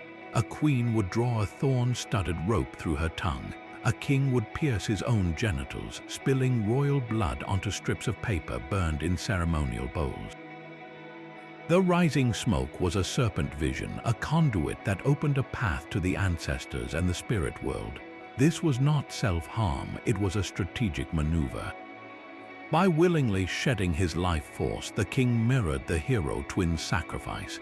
He journeyed symbolically into Xibalba, confronted the forces of decay, and through his own suffering, bought another season of life for his people. He ensured the sun would defeat the darkness each dawn, and the rains would return to feed the maize, the flesh of humanity. This eternal conflict is captured with chilling clarity on artifacts like the vase of the seven gods. It depicts the lords of Xibalba in their grotesque splendor, gathered in their dark palace, adorned with symbols of decay like jaguar pelts and bones. They are the administrators of atrophy, and the entire Maya world was organized to resist their paperwork of death. Every sunrise was a victory in this war, every harvested maize field a liberated territory. Their pyramids were not just tombs, they were replicas of the sacred mountain, portals for this spiritual traffic. To stand at the great bowl court of Chichen Itza and clap is to hear an echo that mimics the cry of the sacred Quetzal bird, a sound that would have once mixed with the roar of the crowd and the thud of the ball, a communal spell cast against the silence of Xibalba. The Maya fought the unknown not with walls but with blood, rubber, and story, in a game where the stakes were nothing less than the turning of the world. The silent ball courts of the Maya held the echoes of a subterranean war, but on the vast, wind-scoured roof of the world, an enemy of a different scale demanded reverence. For the Xiongnu Confederacy, the nomadic empire that haunted the northern borders of Han China, the unknown was not a hidden underworld, but the immense, visible dome above them and the unforgiving earth beneath their feet. With no cities to leave behind and no written records of their own, their greatest battle must be pieced together from the fearful reports of their Chinese rivals and the artifacts scattered across the grasslands. They likely followed Tengrism, a spiritual system centered on the worship of Tengri, the eternal blue sky, and the myriad spirits of the earth. Their entire existence was a campaign against the merciless unknowns of the steppe, a war fought on horseback against forces no wall could stop. The true adversary was the landscape itself, the Dzud, the catastrophic winter that could bury pastures in deep snow and ice, locking away the grass and starving their herds. It was the drought that could turn the rolling plains to dust in a single, scorching summer. These were not mere weather patterns, they were the direct expressions of a sky god whose favor was as fleeting as the clouds. A political fragility mirrored this environmental precariousness. The Xiongnu Confederacy was a tapestry of tribes held together by the charisma and power of a single ruler, the Chanyu. His authority was a spiritual mandate from Tengri, but it was as fragile as the spring grass. The unknown here was the chaos of internal rivalry, the sudden fracture of alliances that could dissolve an empire back into scattered bands before the next season turned. This constant struggle against a capricious sky and a brittle social order forged them into the ultimate masters of mobile warfare. Their famed lightning raids on the settled Chinese frontier can be seen as more than simple plunder. They were a profound struggle against another kind of unknown, the alien, wall-building world of agrarian civilization. To the Xiongnu, the Han Chinese were a perplexing and threatening mystery. They rooted themselves to one spot behind walls of stone and stamped earth, surrendering their freedom to the soil. They represented a suffocating, opposite principle, a sedentary chaos that must be kept at bay, or more accurately, harvested. The raids were not just for goods, but a way to engage, test, and extract tribute from this strange, settled entity, to force it to participate in the steppe's own economy of survival. Glimpses of their rich inner world survive in artifacts like the Ordos bronzes, named for the fertile loop of the Yellow River they contested with China. These are not delicate courtly objects, but powerful, portable art meant for a life on the move. Plaques and belt buckles depict dramatic scenes of predator and prey, wolves locked in combat with yaks, tigers bringing down elk. This is the steppe's eternal drama captured in metal, a world defined by tension, energy, and the ever-present cycle of life consuming life. Many pieces feature stylized animals with curled bodies and exaggerated features, a style that seems to vibrate with a shamanic energy. These objects likely served as more than decoration. They were talismans, spiritual armor for a people whose shamans served as the crucial intermediaries in their war against the unseen. A shaman, in a trance induced by drumming, would undertake a spiritual journey to ascend to the sky or descend into the earth, to negotiate with Tengri or appease an angry spirit, to diagnose the cause of a sickness or a drought. He was the scout and the diplomat in the cosmic conflict, the one who could read the signs in the entrails of a sacrificed sheep and report back from the front lines of the divine. To stand on the Mongolian steppe today is to feel the scale of this ancient battlefield. The wind is a constant voice, the horizon is a perfect, unbroken curve, and the sky is an overwhelming presence. There are no landmarks to hide behind, no forests to offer shelter. Here, the Xiongnu lived in a state of perpetual, watchful negotiation with a universe that was breathtakingly beautiful and brutally indifferent. Their empire was not built on stone, but on the ability to move, adapt, and interpret the whispers of the spirit world in the rustling grass, forever fighting to keep their place under the endless blue gaze of Tengri. A desert does not merely thirst, it possesses a malevolent will. For the Nabateans, the master traders whose caravans snaked across the Arabian sands, the true ruler of their world was not a king in a palace, but the legion of unseen spirits known as the jinn. In the pre-Islamic belief of the region, the jinn were not mere ghosts. They were a separate creation of smokeless fire, beings of immense power and capricious moods. They made their homes in the very places humans feared most, the lonely wastes, the abandoned ruins, and the howling, empty heart of the desert. Every shimmering mirage could be their trick, every sudden sandstorm their wrath, every lost and bleached bone a testament to their power. The Nabateans' entire civilization was a sustained campaign to negotiate with, outwit, and ultimately survive the domain of these invisible landlords. Their secret weapon was not found in a sword but in a raindrop. Their legendary capital, Petra, is a monument to this hydrological war. You approach through the Sick, a narrow, winding canyon fissure that slices deep into rose-red cliffs. The walls tower hundreds of feet overhead, and for a moment you are utterly at the mercy of the stone. But look closer at the channel carved along the base of these walls. This was not a decorative feature, it was the city's lifeline, an ingenious water conduit. The Nabateans mastered the desert's cruel paradox, where brief, violent flash floods could drown a man in minutes, yet liquid gold. They engineered a system of dams, cisterns, and these precise channels to capture every precious drop of seasonal floodwater, diverting it from destruction and funneling it into massive underground reservoirs. The entire city was a machine for trapping time, holding the momentary fury of a storm in stone tanks to be doled out through a year of relentless sun.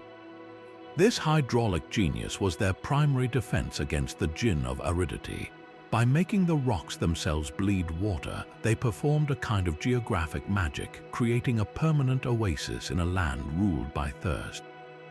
It was a direct, physical rebuttal to the desert's claim that nothing could live here.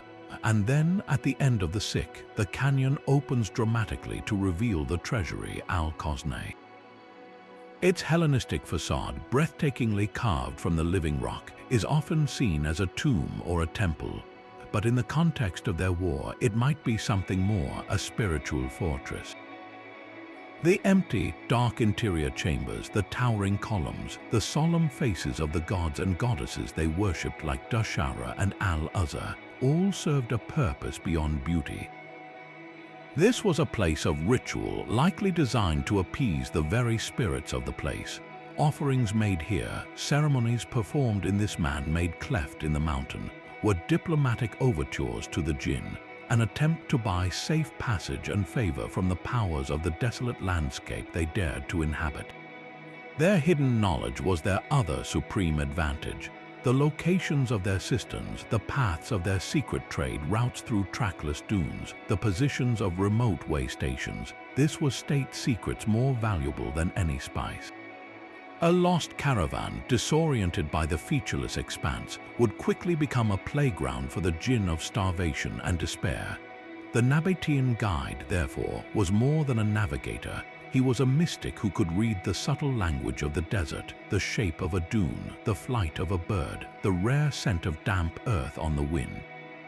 He was leading his people through a spiritually mined territory, following paths that were not just physical, but sanctified by ritual and tradition. To walk the colonnaded street of Petra today, past tombs carved like palace facades into the cliffs, is to witness the archaeology of a hard-won peace. Each carved block, each hidden water channel, represents a treaty signed with a hostile environment. The city feels both grand and strangely hidden, nestled in its protective ring of mountains. It is not a declaration of dominance over the desert, but a brilliant act of coexistence. They did not conquer the emptiness, they learned its secret rhythms, placated its invisible guardians, and in the silence between the winds, they built a whispering, rose-red kingdom that flourished precisely because it understood the rules of the unseen war. The rose-red city of Petra was a whispered treaty with the desert, but further south, a kingdom rose from the highlands that spoke to the heavens. The Aksumite Empire, centered in the rugged Horn of Africa, commanded trade routes between Rome and India, its coins bearing the faces of kings who called themselves sons of the unconquered Ares. Yet for all their earthly power, the world's imagination placed them at the very border of reality, a land where the map ended and the monsters began. Greek and Roman travelers and later medieval chroniclers spun tales of the fantastical beings said to dwell in the lands beyond Axum. There were the Blemmyes, a tribe of headless men with their faces set upon their chests who fought with terrifying ferocity. There were dragons coiled around remote mountain passes and tribes of creatures with only one giant foot, which they used to shade themselves from the sun. While these were almost certainly garbled accounts of real African peoples and animals, perhaps warriors with elaborate shoulder-mounted masks or large monitor lizards, they served a profound purpose. They painted Axum as the final outpost of the civilized world, a beacon of order perpetually garrisoned against a hinterland of unimaginable strangeness. The empire itself leaned into this identity. Their most iconic monuments, the towering granite obelisks of Axum, seem less like tombstones and more like victory markers in this spiritual contest. The largest, now fallen, would have stood over 100 feet tall, a needle of precise carved stonework mimicking a multi-story building, complete with false doors and windows. It was a statement of supreme engineering and control, erected in stark defiance of the chaotic, monstrous unknown that the rumors said swirled just beyond the horizon. A 1st-century Greek text, the Periplus of the Erythraean Sea, a sailor's guide, mentions Axum's central port of Adulis as a bustling hub of ivory and tortoiseshell, but it is a report from the edge. The known world's commerce flowed through here, but the goods themselves whispered of the wild places they came from. This positioning between the orderly Mediterranean and the fabled interior of monsters defined Axum's sense of purpose. That purpose crystallized in the 4th century under King Azana. After converting to Christianity, he did not merely adopt a new faith, he launched a holy war against a different kind of darkness. His inscriptions, carved in stone in 3 languages, record his military campaigns not just as expansions of territory, but as crusades against pagan disbelief. One famous stele declares his victory over the neighboring people of Noba, stating he fought them because they had rebelled and because they did not know God. He thanks the Lord of Heaven for his triumph. This was a fundamental reframing of the ancient conflict. The monstrous Blemmyes of legend were now replaced by the very real spiritual darkness of paganism. The dragon to be slain was the old religion. The towering stelae, some of which may predate Azana, took on a new layer of meaning in this Christian context. They were no longer just markers of royal power, but giant stone fingers pointing skyward, asserting the dominion of the new, universal God over a landscape once ruled by local spirits and distant mythical beasts. The kingdom was fighting on 2 fronts, consolidating a very real, prosperous empire on the highland plateaus, while simultaneously battling the legendary and spiritual shadows that the wider world projected onto it. They stood at the crossroads of fact and fable, using faith and carved stone to build a fortress of belief on the very edge of the imagined map. The Gothic tribes knew the weight of a Roman legion, but nothing in their world could prepare them for the riders who crested the eastern horizon. They came not as an army, but as a force of nature, a tide of mounted warriors who seemed to have been forged in a different world. The Huns were the living unknown, and their arrival shattered the Gothic sense of reality. Contemporary Roman and Gothic observers described them with a mixture of terror and disbelief.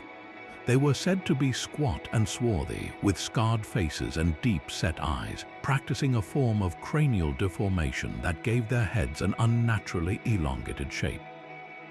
They lived, fought, and even slept on their small, hardy ponies, moving with a unity that made them appear as a single, monstrous organism. To the Goths settled along the Danube frontier, these were not men, they were demons unleashed from the deepest pits of the Asian steppe. Their primary weapon was the composite recurve bow, a masterpiece of horn, sinew, and wood that could launch arrows with armor-piercing force from a full gallop. The sound that preceded them was not the ordered tramp of legionary sandals, but the thunder of 10,000 hooves and the chilling whistle of arrows darkening the sky. This was not a war of maneuver, it was an extermination. The Hunnic onslaught triggered a domino effect of panic, violently shoving entire Gothic populations westward, directly into the brittle borders of the Roman Empire. The Gothic refugees, led by their chieftain Fritigern, begged the Eastern Roman Emperor Valens for sanctuary. They were granted entry, but then systematically starved and exploited by corrupt Roman officials. The result was a cataclysm. In the summer of 378, the furious Goths turned on their tormentors at the Battle of Adrianople. On a dusty plain in modern-day Turkey, the Roman heavy infantry, the pride of centuries, made its last great stand.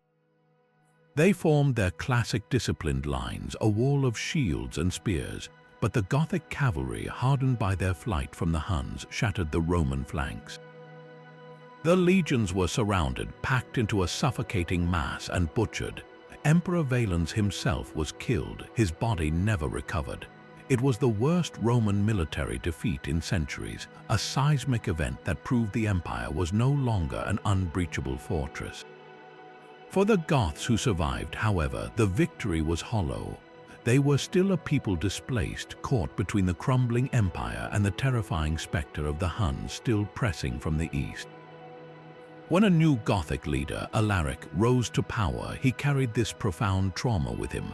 A Christian himself, Alaric and his people began to interpret their horrific experiences through a terrifying theological lens. The Huns were not merely a tribe, they were the flagellum Dei, the scourge of God. Their eruption from the unknown east was a divine punishment upon a corrupt and failing Roman world.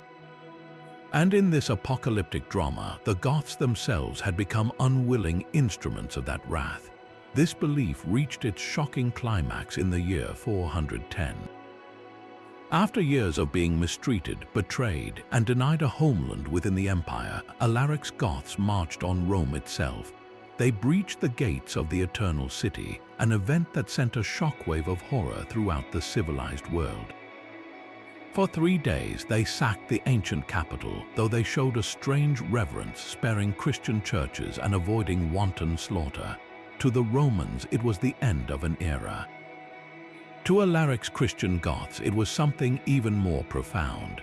The sack of Rome was not an act of barbarism, it was the execution of a divine sentence.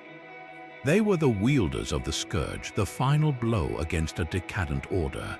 They had battled the ultimate unknown, the Hunnic terror, and had been transformed by it into agents of a terrifying new reality. The old maps were now useless, the old god seemed silent, and the only law left was written in the dust of burned villas and the tracks of nomadic horses. The world had been unmade, and from its ashes the Goths now had to build a new one, forever shadowed by the memory of the riders from the east. Gold could not buy back the sun, and even the greatest empire could not stop the turning of the cosmic wheel. This was the profound paradox at the heart of India's golden age. The Gupta Empire, spanning from around the late 3rd to the mid-6th century, was a period of breathtaking brilliance. Its courts sponsored the poet Kalidasa, whose verses captured the very soul of love and nature. Its astronomers, like Aryabhata, calculated the solar year with astonishing precision and proposed the revolutionary idea that the Earth rotates on its axis. Its artisans created sculptures of such serene beauty that the stone seemed to breathe. Yet, beneath this radiant surface of achievement pulsed a deep philosophical dread. For Hindu cosmology taught that time was not a line but a descending spiral. The universe moved through 4 great ages or yugas, each darker and shorter than the last. They had passed through the age of perfect truth, the Satya Yuga, and were now living in the final, bleakest epoch, the Kali Yuga. This was an age of quarrel, hypocrisy, and spiritual decay, where virtue dwindled and chaos grew. The Guptas were not just rulers, they were the last guardians of a fading light, fighting a philosophical war against the entropy of their own era. Their primary weapon was Dharma, the cosmic principle of order, duty, and righteousness. Every Gupta king, from Chandragupta the first to the great Samudragupta, presented himself as a Dharma Raja, a king of Dharma. Their inscriptions and coinage are not mere boasts of conquest, they are reports from the front lines of this spiritual conflict. Samudragupta's famous Allahabad pillar inscription lists the kings he subjugated, but its deeper purpose is to illustrate his restoration of proper order. He did not just defeat rivals, he reinstated those who submitted. He performed the ancient Vedic horse sacrifice to reaffirm the sacred link between king and cosmos. This was statecraft as a ritual act, each political decision a deliberate move to shore up the walls of Dharma against the creeping disorder of the Kali Yuga. The Gupta kings understood their golden age was not a permanent state, but a temporary, hard-won victory.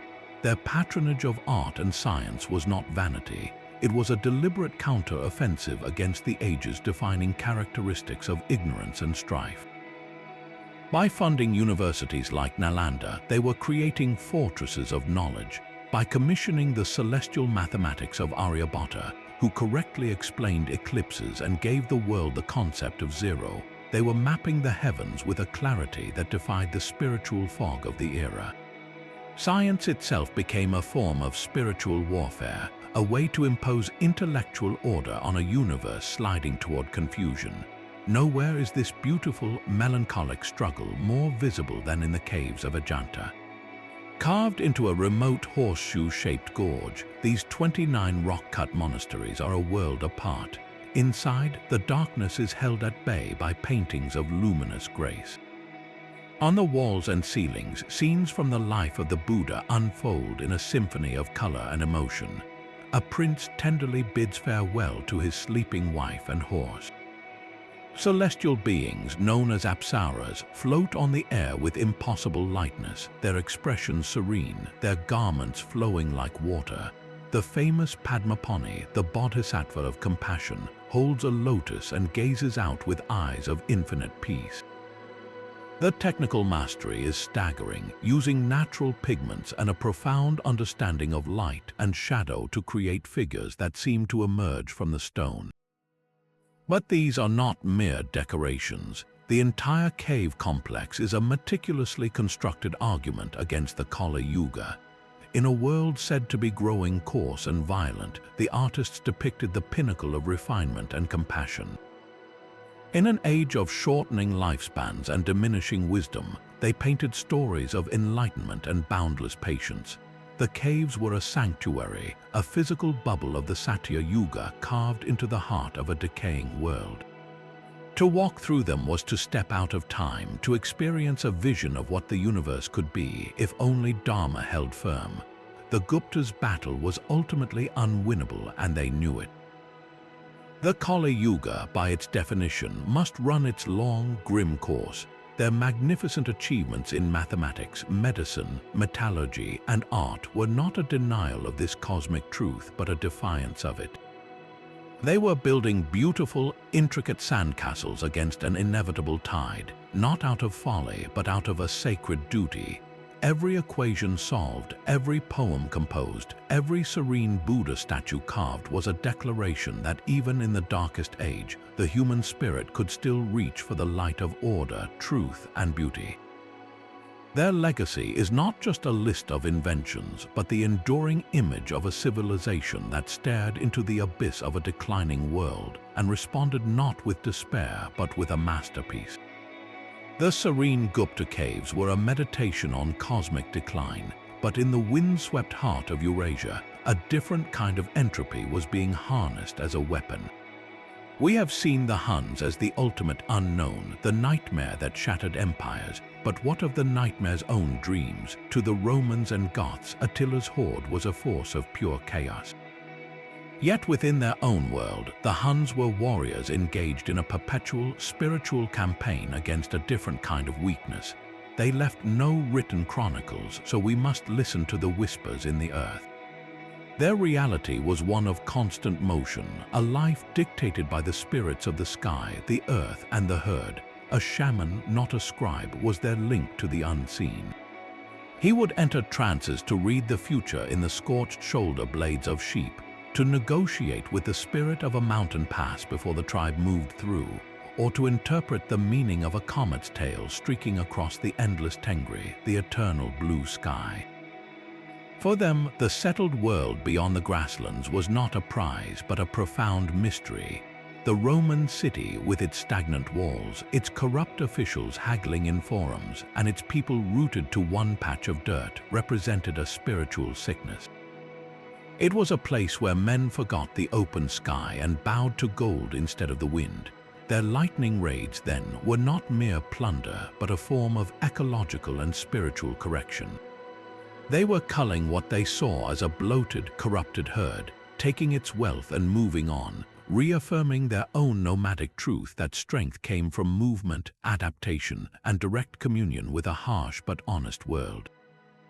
The unknown they fought was the suffocating stagnation of walls. A single archaeological find offers a window into this worldview. At Concesti in modern-day Romania, a Hun-era burial was discovered. The body was laid in a timber chamber, accompanied by the ultimate symbols of their identity, a gold-covered bow, a quiver of arrows, and the skull of a horse. This was not a king's tomb filled with idle treasure. It was a warrior's kit for the eternal hunt. The horse, their literal vehicle of survival and conquest, was sent with him. The bow, the weapon that gave them dominion over distance, was sheathed in gold, not for show, but to honor its sacred function. This was a man prepared to continue his campaign in the afterlife, armed against whatever spirits he might meet. The grave is a silent manifesto. It declares that their power, their very essence, was externalized in the tools of mobility and ranged combat. They did not build pyramids to defy death, they saddled their horses for it.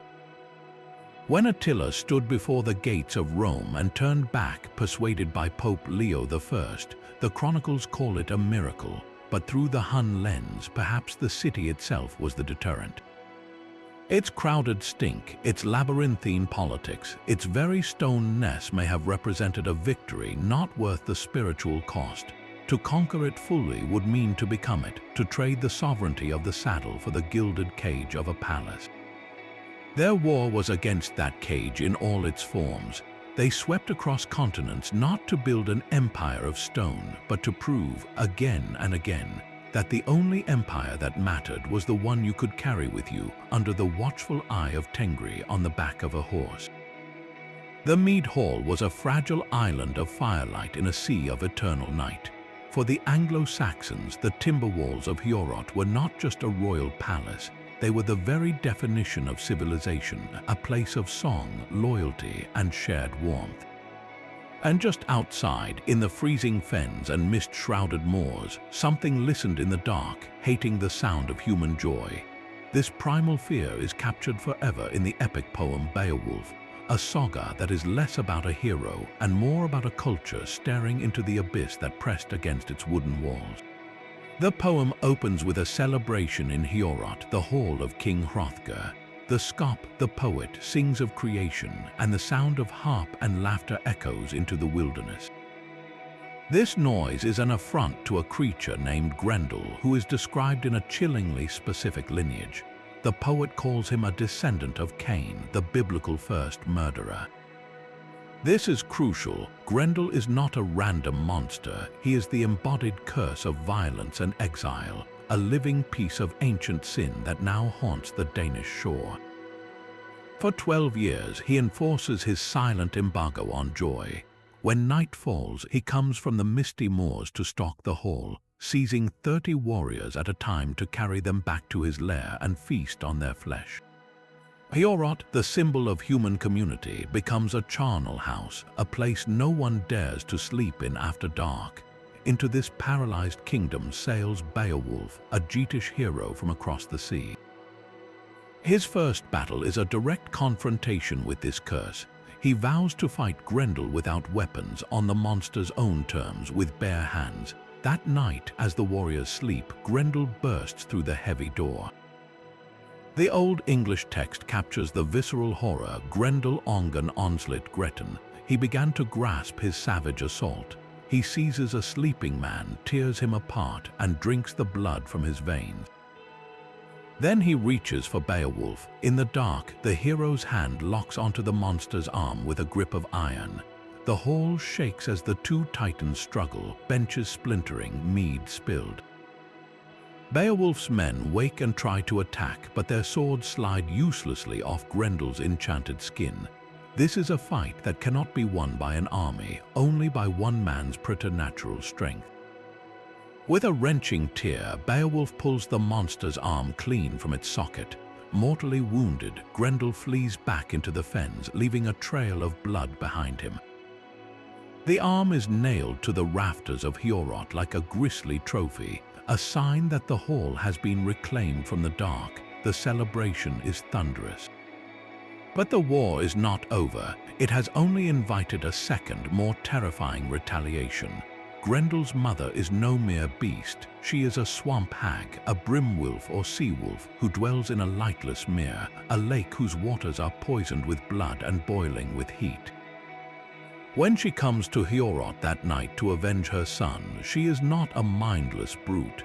She is calculating, taking not just any life, but the king's most trusted advisor. This monster represents a deeper, more elemental unknown.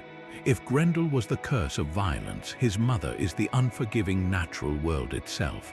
The cold, sucking bog that can swallow a man whole, the deep water where no light penetrates. Beowulf must now follow her trail into her own domain. He dives into the haunted mere, sinking for hours through a nightmare landscape of sea serpents and grasping creatures until he reaches a cavern at the bottom. His borrowed sword, Hrunting, fails him, its edge useless against her hide. In the grim struggle, she pins him and draws a dagger. He would have died there, in that sunless hall under the lake, if not for a giant sword he sees hanging on the wall, a relic of an older race. Seizing it, he strikes her neck and severs her spine. The blade melts from her venomous blood, leaving only the hilt, which Beowulf carries back to the surface as proof. This victory is harder, more desperate. It shows that the unknown is not just a single monster at the door, but a layered, ancient hostility within the very landscape. Beowulf returns home and becomes a king, ruling wisely for 50 years. His final battle, however, is against a different enemy, one that sleeps within his own kingdom. A slave, fleeing punishment, stumbles into an ancient barrow and steals a single golden cup from a vast, sleeping dragon's hoard. Enraged, the dragon emerges at dusk, breathing fire that turns homes, crops, and entire villages to ash. This is the third face of the unknown. The dragon is not a descendant of Cain, nor a spirit of the swamp.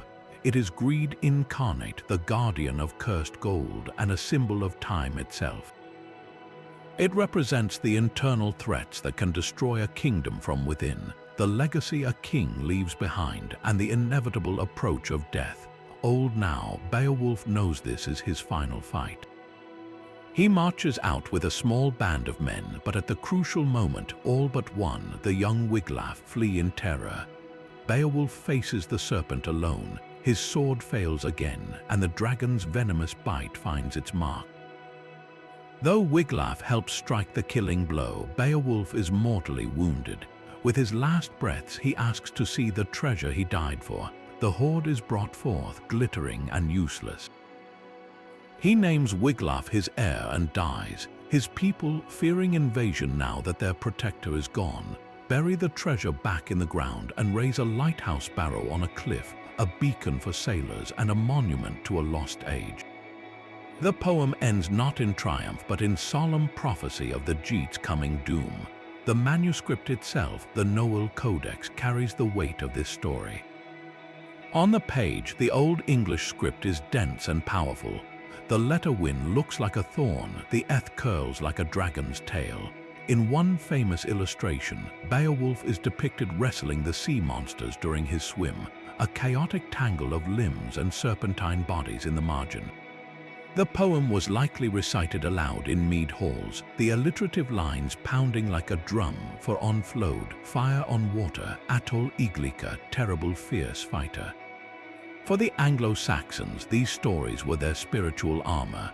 Grendel was the Viking raider emerging from the sea mist. Grendel's mother was the treacherous, boggy land they had to farm and cross.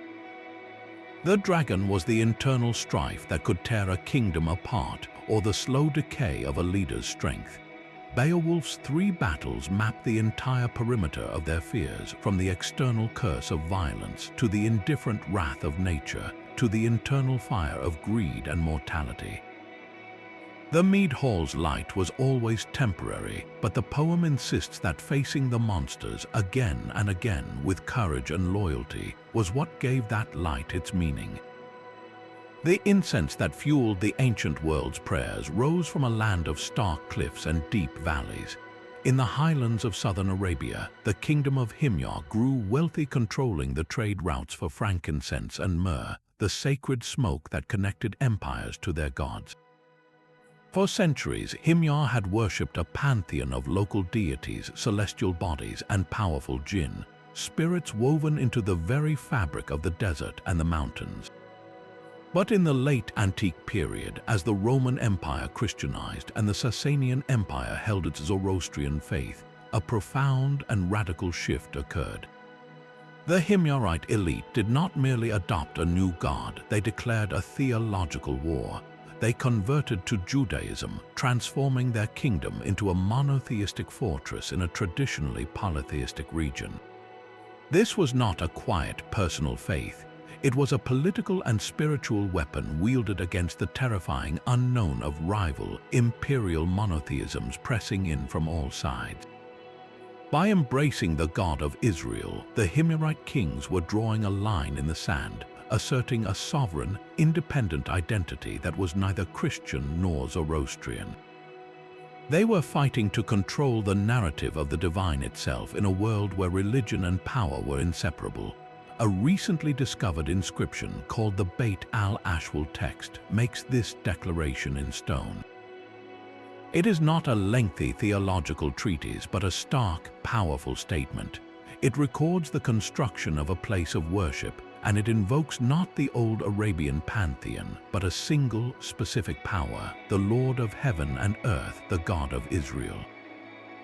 This was a public manifesto carved for eternity, a renunciation of the ancestral spirits and a direct challenge to the new universal gods of Rome and Persia.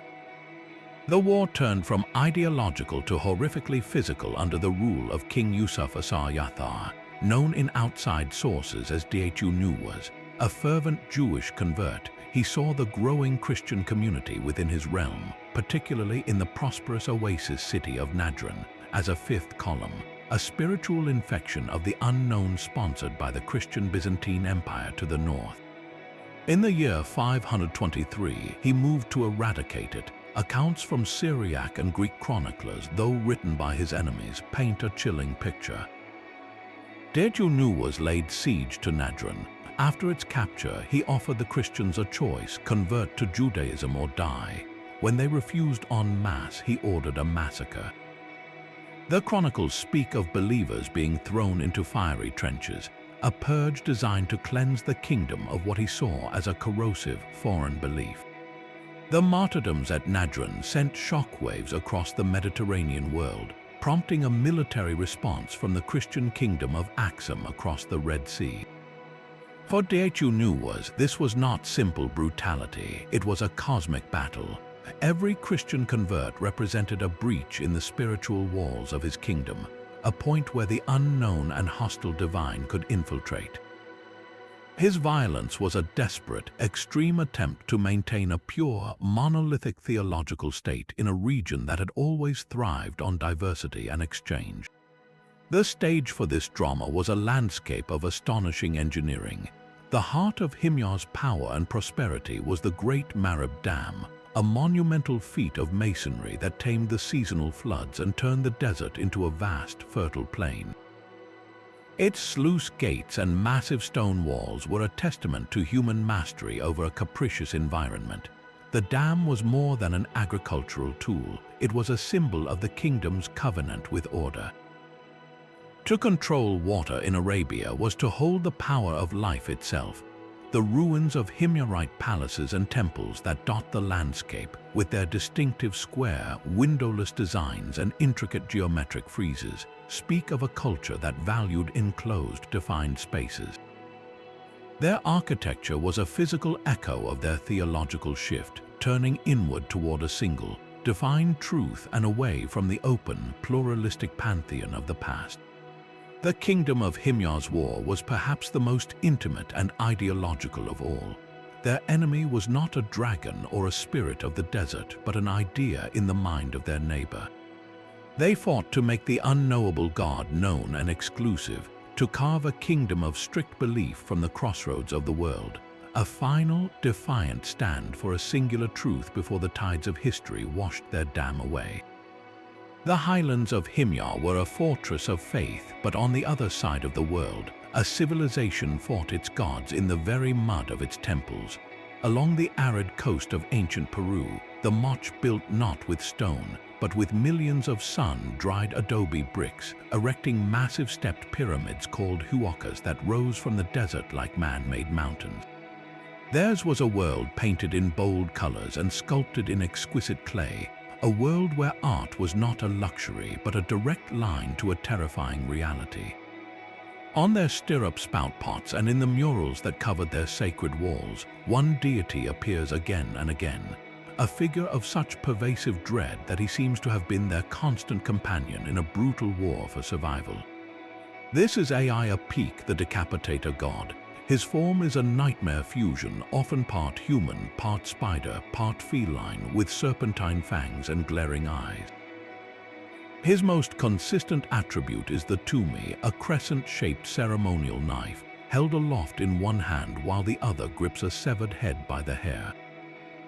This was not a symbol of random violence, but of a precise, terrifying covenant. The Moch believed their existence, from the water in their irrigation canals to the corn in their fields, depended on a perpetual offering to this deity. Their battle was against the environmental chaos of the Pacific coast, a land where decades of drought could be shattered in an instant by catastrophic floods from the El Niño phenomenon. Apophis was the personification of that capricious power, the force that could either nourish or obliterate. To appease him, to channel his fury away from their cities, the Moch engaged in ritual combat. Elite warriors, clad in magnificent regalia of gold and feathers, would fight in ceremonial plazas. The losers were not simply killed, they were taken to the summit of the Huaca de la Luna, the pyramid of the moon. There, priests acting as the gods' avatars would administer the final sacrifice. The victim was forced to drink a ritual concoction, perhaps containing a hallucinogen, and then his throat was slit with the tumi knife. His blood was collected in ceremonial cups and offered to the effigies of Apophis, while the body was dismembered and the head removed. The stunning polychrome murals at Huaca de la Luna preserve this grim liturgy in shocking detail. One frieze shows a procession of naked prisoners, ropes around their necks, being led toward the summit. Another depicts the decapitator god himself, repeated in a dizzying pattern, each iteration holding his grim trophy. The walls themselves seemed to bleed, with layers of paint applied over layers of actual clay mixed with sacrificial blood, building up a physical record of centuries of desperate pleading. Yet alongside this terrifying ritual violence existed an art of profound humanity. The Moch are famed for their portrait vessels, ceramic jars molded into the faces of individuals with astonishing realism. Every scar, every wrinkle, every expression of resignation or authority is captured. These were not generic idols, but portraits of specific people, likely elites or priests, perhaps even those who would one day face the knife. They stare out across the centuries with a haunting immediacy, reminding us that those who practiced these rituals were not monsters, but people convinced they were holding back the apocalypse. Their entire cosmology was a balancing act. The spider aspects of Apophis connected him to the earth and underground waters. The feline parts linked him to the power of the mountains and the night. By offering him the life force of warriors, the Moch believed they were feeding the cycles of the world, turning human death into agricultural rebirth. When a super El Niño finally struck, burying their canals in mud and their temples in flood debris, it must have seemed like the decapitator god had finally rejected their offerings, turning his knife not on a chosen captive, but on the civilization itself. Their war was fought with pottery and prayer, blood and clay, a desperate, generations-long campaign to buy stability from a deity who held a blade to the neck of the world. Even the most brilliant mosaics could not ward off a fever. As the final nation in this long chronicle, the Byzantine Empire represents a civilization at its most sophisticated, yet utterly helpless before a microscopic enemy. The Eastern Roman Empire, with its capital in Constantinople, was the last great light of the classical world. Its laws were codified, its theology debated in grand councils, and its armies held back the tides of new kingdoms. But in the year 541, an enemy slipped past every defense. It arrived not with swords, but in the holds of grain ships from Egypt. This was the plague of Justinian, and it would kill perhaps half the empire's population, a death toll in the many millions. The emperor himself, Justinian I, fell gravely ill, though he would survive. His reign, which sought to restore Rome's ancient glory, was instead defined by this biological horror. The historian Procopius, an eyewitness, left a clinical yet terrified account. He described victims suddenly breaking out in black pustules, followed by raging fever, delirium, and death, often within a single day. Bodies piled in the streets, and the empire's intricate bureaucracy of tax collectors and grain distributors began to collapse. But Procopius did not see this as a mere disease. To him and countless others, it was a divine punishment, a supernatural assault. He recorded the portents that preceded it, signs that the natural order had been violated. He wrote of phantom ships drifting into harbors with crews of headless men. He told of celestial apparitions, fiery shapes in the sky that presaged the coming doom. For a Christian empire, these were not superstitions, they were intelligence reports from the front lines of a spiritual war. The plague was the ultimate unknown, an invisible, unstoppable force that respected neither piety nor rank. The Byzantine response was fought on two parallel fronts. The first was the front of faith. The empire mobilized its entire spiritual arsenal. Massive religious processions wound through Constantinople, with icons of the Virgin Mary carried aloft, pleading for her intercession. Prayers and litanies filled the great church of Hagia Sophia, its dome seeming to hold up a heaven that had grown silent. The plague was framed as a trial, a scourge sent to chastise a sinful people, and the only counterattack was collective repentance and desperate supplication. Yet alongside the prayers there was reason. Byzantine medicine, inheriting the knowledge of Galen and the classical world, was advanced for its time. Doctors prescribed treatments, attempted quarantines, and sought to understand the illness through the humoral theory of the body. They fought with the tools they had, even as those tools proved tragically inadequate against a bacterium they could not see. This duality is captured forever in the mosaics of Ravenna, commissioned by Justinian in the Church of San Vitale. On one wall, the emperor stands in his purple robes, surrounded by his courtiers and soldiers, a golden halo around his head.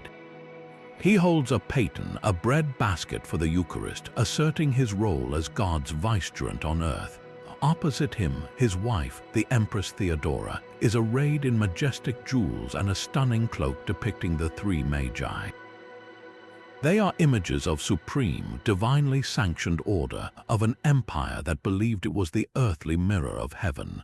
Yet these very mosaics were created in the shadow of the plague. They are not just portraits, they are declarations of resilience, assertions that the imperial order and the Christian faith that underpinned it would endure even as the world died outside the church walls. The empire did survive, but it was forever diminished. The plague of Justinian shattered its economic and military strength, making the later losses to Arab armies in the 7th century almost inevitable. In this final story, we see the ancient pattern reach its grim, logical conclusion. From Sumerian gods to Roman forests, the unknown had always been given a face, a form to fight. But here, the enemy had no face at all. It was a shudder in the blood, a whisper in the lungs. The Byzantines, for all their mosaics and theology, were left fighting a shadow with both incense and medicine. A civilization brought to its knees by the smallest of God's creatures, a mystery that would not be solved for another 1400 years. The echoes of these 30 wars have not faded.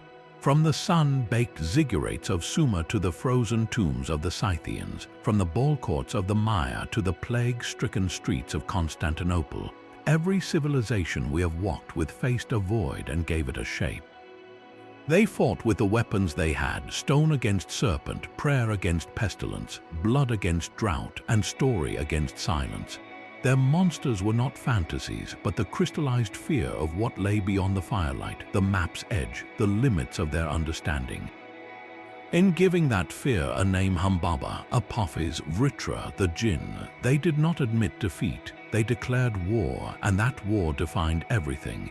It shaped the epic of Gilgamesh and the philosophy of Zoroaster. It raised the pyramids of Kush and the pillars of Ashoka. It carved the word jaguar in jade and the decapitator god in muralled clay. Their art, their laws, their very cities were battle standards planted in the soil of the inexplicable. This is not a catalogue of superstition, but a chronicle of courage. The human instinct is not to ignore the darkness, but to light a torch and step forward, to confront the chaos with a story, a ritual, a sacrifice, or a song. That struggle to impose meaning on the meaningless, order on chaos, is the oldest and most human story of all. It is the story we are still writing. So as the ghosts of these ancient battlefields settle into history, a question hangs in the air for us. We have mapped the continents and charted the stars. We have named the germs and split the atom. Yet the unknown has not retreated. It has merely changed its uniform. What is the great, shapeless adversary of our modern age? What frontier of disease, of space, of the mind, or of the spirit do we now stare into, steeling ourselves for a conflict we cannot yet fully comprehend? The war continues, and every generation must find its own monsters to face. Tell me in the comments which of these ancient battles against the unfathomable resonated most deeply with you. Was it the quiet terror of the Shang's oracle bones or the colossal defiance of the terracotta army? If this journey through the shadows of history gripped you, please like this video, subscribe to the channel for more explorations into the forgotten corners of our past, and share your thoughts below. The conversation across the centuries is just beginning.